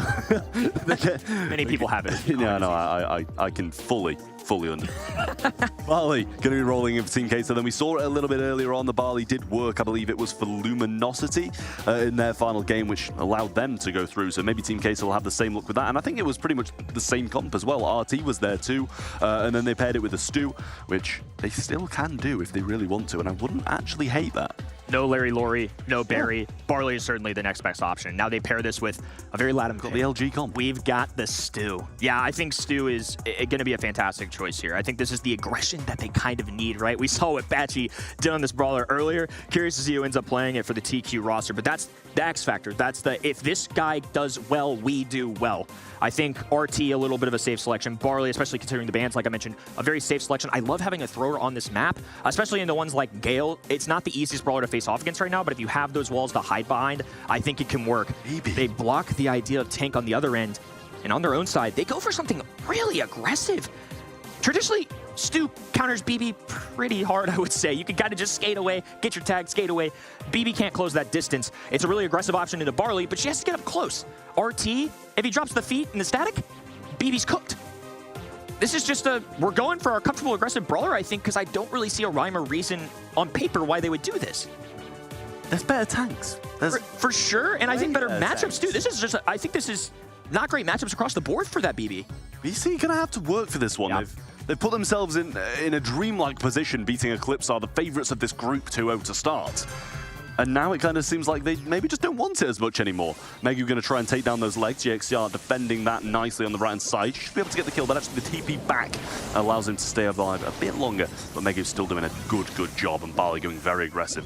Sago just defending with the BB instead of going aggressive. And seems like a weird choice, but against the RT, doesn't really have much hope. It's funny because Barley is probably the least aggressive brawler out of the three on their side, and he's the one taking the 1v2 situation, grabbing a kill onto Geki, slowing down Megu, cycling in a super, and somehow, I was going to say, there was no way Megu was going to escape that. Finally popped out of the mech, and now on the other end, offensive prowess for BB. It's going to be a bounce up and down. Our cameraman's going to have a tough time with all this action. Yeah, nice stuff from Team Queso, and that's only just their home zone secured now. So they're at 77, and Brian going aggressive once again, trying to bait out this knockback so Luis can come down the left-hand side unnoticed. But he has got the stun directly onto the Barley there, and Sago through the mid, trying to do more of the same, just pushing them back, playing it slow. And now this home zone pretty much secured. It'll go up to 69 once they get back there, but Megu going aggressive on the right-hand side, trying to add some to that too. This is where things can get out of hand for Team Queso rather quickly. BB getting a trade. There's one for Megu, though, and Brian doesn't have a chance. This percentage climbing upwards. They're holding on to the enemy zone. The bottle's flying. A fiery flurry covering up this top right-hand hot zone. And now it's going to be left to Team Queso to successfully defend and then make it all the way to the other end. Well, Sago doing a good job, or as well as he can do at defending. Can't really swing because that happens. But he did get one hit on in there. Team Queso defending nicely and now moving into an aggressive position, but jump pad over. And he lands straight on JXR, who's actually going to be shooting at an invulnerable Geki as he'd just come out of spawn. Hypercharge use on the right side. Pacing forwards is Sago and getting some great, valuable percentage. Might even be able to take the BB with him, and he does. They still got a little more work to do, but now he's trying to get behind these indestructible walls. Geki is in prime position here. Things were looking on the up for Team Queso, but BC Gaming has silenced them for now. Once again, a match point for our APAC squad. Well, I mean, BC Gaming really came out strong in the end of that game. Team Queso started so well, though they were in a wonderful position when they were up by about 15% and had control of the map and heading towards their opponent's zone. But everything just fell apart so fast when the Barley started to cook in their portion of the map, and they can't let that happen again. Team Queso need to find the lightning in the bottle. They did it in set number 2. They had somebody step up to the plate when it mattered most. BB falls immediately. This is what I'm talking about. Let's get off to a strong start. Got to defend our side. It's still interesting to me that they sent the Barley, but I think it's working out because ideally they want the Barley into that Gale matchup. The sharpshooter on the right-hand side getting a flank as well. There's another pickup, a valuable one. Megu falls. Now they just got to keep their distance. A last call flying down to the left-hand side of the map, and now Joker can just stay put. Great positioning here from JXR on this RT. Legs available as well. Can maybe just drop him at the feet, yeah, and as soon as Geki comes in, that's going to happen, but a little knockback, beautiful stuff there, and a TP back to his legs, not going to work out too well for him, but Sageoki's going to be rotating around this right-hand side, playing around this wall with the Stu, stopping him from getting his super, and it's working an absolute treat. Nightmare of Ring Around the Rosies for the side of Team Queso. This is where BB can be a menace, and it's working out really well. The slowdown there, but now they've got all 3 members on the other side. Gale looking for a flank here, going to the other end. Barley hugging this wall for dear life and does survive. Now they're going to be able to extend this lead just a little bit, but good news for BC Gaming is they're almost halfway there onto the enemy side. Hope is not lost yet. Yeah, very bold decisions from BC Gaming. And now flying in is the BB. Geki, maybe not playing as aggressive as he was launch padding in, but it is 65-64 now. Still got some of the home zones to get, so they will take this lead a bit further, but Team Queso in a much more aggressive, better position than BC. TQ have a lot of work. Down 11% here now that BC Gaming have captured their own zone. There's the hypercharge coming in from Gale. A takedown, moving up the map now. RHZ in a corner here. He's stunned as well. He can't move a muscle, and it's a full force moving down the right-hand end. BB Bubble comes bouncing around, JXR falls, and BC on the zone once more. Brian's the only one who can do anything, and he misses his first shot. Still secures the kill onto the Meg, but Geki will clean that up. JXR looking for Geki now, but he's back behind the unbreakable wall. Knockback in the hand. does drop his legs. Really nice stuff, but 5% still to claim for BC. It's gonna take an iron defense here. A hypercharge for BB. The Static rushing in. APAC region rejoicing right now. Megyu has secured the last percentage points. BC Gaming moving on to day number 2 as a #1 seed. Frank sitting in the crowd as well, congratulating the boys of BC who will move on to day 2. Top of this group, and Eclipse will be joining them after BC Gaming have kept their dreams alive and beaten Team Queso for them to stop it going to that deciding tiebreaker. Really, really nice stuff from BC there, and it was just absolutely incredible to see how well they played that, because going into it, I honestly thought maybe it was a bit of a poor matchup with that BB. Incredible, wasn't it really? I mean, looking at that second game as well, when Team Queso were bringing things back, the player of the day, by the way, on that Max, unreal. I was just jumping out of my seat here. That was just phenomenal. I mean, to not see them come towards that later stage in Hot Zone without a win, disappointing. But I think, like, you know, nonetheless, BC Gaming were that team today, which just looked a cut amongst the others. I mean, this comp on Hot Zone, the BB is very good here, even if you feel like she suffers in the neutral game, in the middle part of the map, especially, you know, up against the Stu. Once she's on a Hot Zone and she can exploit those unbreakable boxes, the only way you can actually get rid of her is by dropping your legs as RT. Or finding a way to, like, pincer her around it. It's so annoying. So that pick really works out once you can get out of the middle part of the map there. Gale on defense here is so nice. I mean, it's impossible. Ban that. Yeah, like Jack said, he drops his legs here, and then look at this. Like, the Gale Force to knock both of them back and make them completely irrelevant to the capture of the point was a massive moment here. Geki here dodges these Stu shots in that sort of clip and finds yet another elimination. I was really impressed. This is that quality of BC Gaming that I think their first match against Eclipse got us ready to expect from them. The APAC region, man, they are sick. And that's the thing, whoever swaps onto that Gale lane loses. Like, Stu tried it, RT tried it. You know, RT's usually... They tried to get a Barley matchup against the Gale and kind of couldn't force it. I mean, the Barley did have some really good plays. He kind of did a little 2v1 in the bottom left-hand side at one point. But yeah, I mean, 500. Yes. I mean, yeah, it's you're against a BB Meg composition, right? So you are pounding these people, and BB just takes vitamin booster, heals back up. Meg is Meg. Very hard to deal with. I think a big thing to take away, too, is we talk about how impossible it is to deal with this Gale, how he's the MVP, how it's an iron defense. Ban him. You can avoid this situation altogether. Ban the guy or draft him first overall. I think that's a big thing for me. You can't let him slide. My goat out here just campaigning for the Gale ban. He's good. He's loving it now. It's not crazy. Like, this is like... Hey, you know what? avoided it. Let Clancy through instead. You know what I mean? No, there's no right answer. It's just one of those things where it's like, they could have just picked him first. Yeah. It's true. They could have avoided it. You've got to ban Gale there for me. It's just too strong on defense. I mean, yeah, I mean, it's as strong as it is. I mean, how many years have you waited, though, for Gale to be in this spot? I mean, he's cracked out of his mind right now, and Geki with an MVP, my goat Gale, just, he's like that. I mean, favoritism. He's built a little different. He's constructed alternatively. He's an old man with a lot of strength, all right? He's good in his olden age. Okay. He got a hypercharge. He's out of his mind right now. It's true. It's true. He's great for hot zone. Okay, bro. Don't make me feel like I'm crazy. I'm not crazy. All right, hit that coke tank over there, brother. Keep coming. In fairness, great on that map. Very, very good. And we saw it on Double Swoosh as well. A couple maps where, I mean, the fact that you can slow people with your primary fire, there are not many brawlers that have like on-hits attached to like a primary fire. That is like extreme value over the course of the game. I'll be honest, I was expecting to see more Gale today, actually. Yeah. To be honest. Boom Canyon, like definitely like the kind of map you want to see Gale. Yeah, it's just catapulted its way through the meta.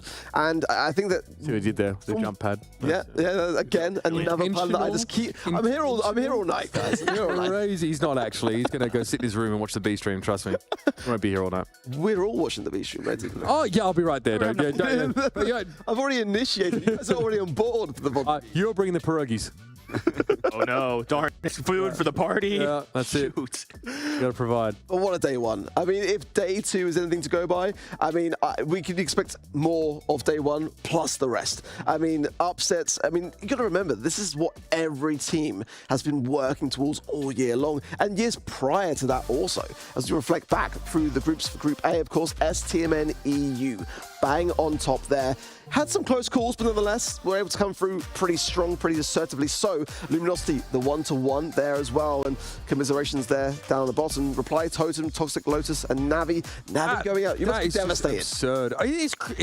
the quality of that team, like, it is pretty absurd. Na'Vi, like, came out of the gates, looked really strong in their region, but again, they were a bit sussy at times, you know what I mean? They weren't the most consistent, and it's about peaking at the right time. That is what, and we asked the players about this, that is what's important at a tournament like this. Group C as well. BSC Gaming on top there. Eclipse Esports just shy. Team Queso will go home empty-handed. Sadly for them, their 2024 journey is over. Foot Esports. Who would have thought that above Tribe Gaming for Group D? Tribe Gaming survived on, however, and it's been esports team we wave goodbye to from the mainland China region. But Tribe certainly going to have to be going away to think a lot about tomorrow. I mean, you know, historically now, they are, you know, in a very tough position of potentially not making the World Finals. As Livy said, like, we're not happy with today at all. Yeah, like, there's nothing to celebrate. There's no reason to get excited. We really have to be a different team tomorrow. So, well, we've got one more thing to do today. All right. The draw. Oh, yes. Right. Yeah. You got the key. Trav, you got it, right? I do not have the key. Only the key to your heart. Do you have the key? Genuinely, I did. Yeah, you have the key. No, I don't have the key. I do not, guys. I don't have the key. We gave it to you. I don't have the key. You had one responsibility. That's crazy. You have to, no, I'm not joking, bro. It's the key. That's, I mean, I'm not. Okay, bro, all right. You would think that I'd be entrusted with the keys to the city and actually lose. I thought you lost it. I didn't. I lost faith. I really thought you lost The it. bracket is in here, right? In this very box. Yep. Haha, gotcha. Aha! All right. You going to open it for us? Are we all going to do this together? We are doing this together. Or am I just taking the full We don't need 4 people to I've had some bad PR with drawings. This is all you. Open the box. Holy. Nice job. That was clean. Clean, wasn't it just? All right. So, again, this is our bracket for our golden ticket matches. Only 4 teams can advance from tomorrow. Drum roll, please. Take time. I don't want to spoil it. Is it blank? And here we go. We're going to day 2 bracket here, Ark. Show the people. Oh. To the jib, sir. Spicy. I see.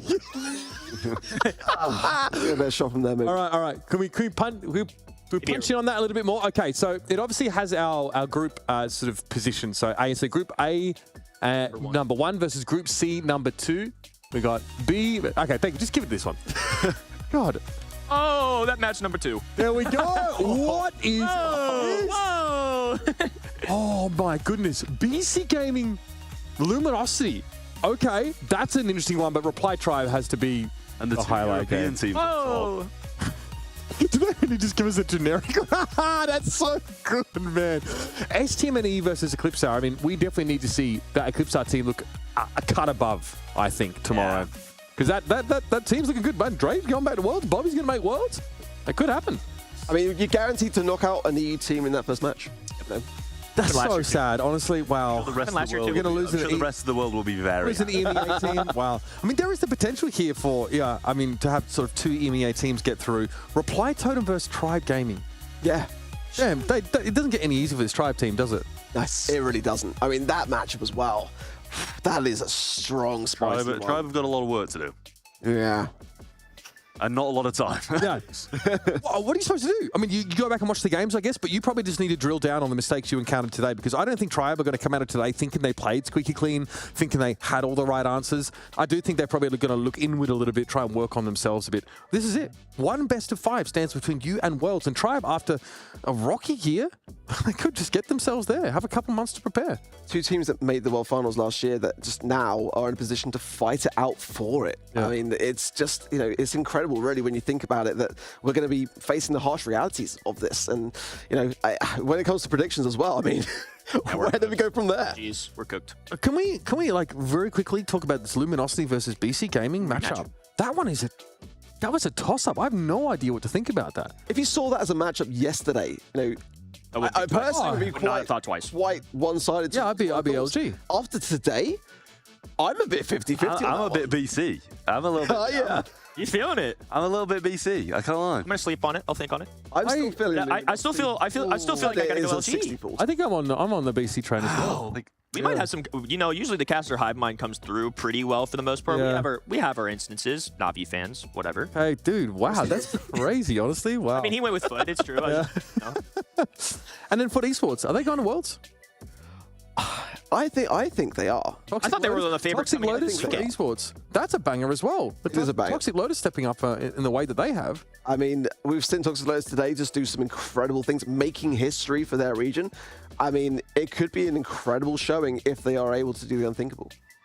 I'm hyped. I can't wait. I mean, today was, honestly, I thought today would be like really one-sided. I was like ready for like 2-0s and then sort of be done with it. Today is really delivered. It's great to see that like across the board internationally, the level has just risen, right? The teams of old that, like, can't coast on old glory anymore. Like they've got to work hard. Like Tribe has to, come back. They have to, get on the tools tonight and turn around and have a really difficult matchup here. So this is great. These teams are going to be pushing each other to their limits. Yeah, absolutely. So, I mean, for tomorrow, the start time is 1:30 p.m.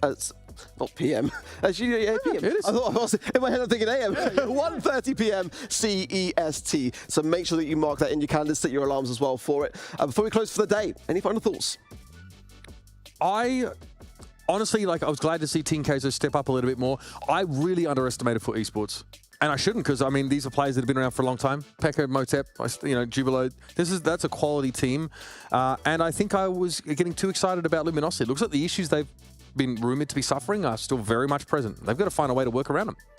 I am going to pretty much ditto exactly what you said. I think Foot Esports have been a surprise for me. Maybe not for some, but they've definitely been a surprise for me. I'm really happy to see BC Gaming play as well as they have.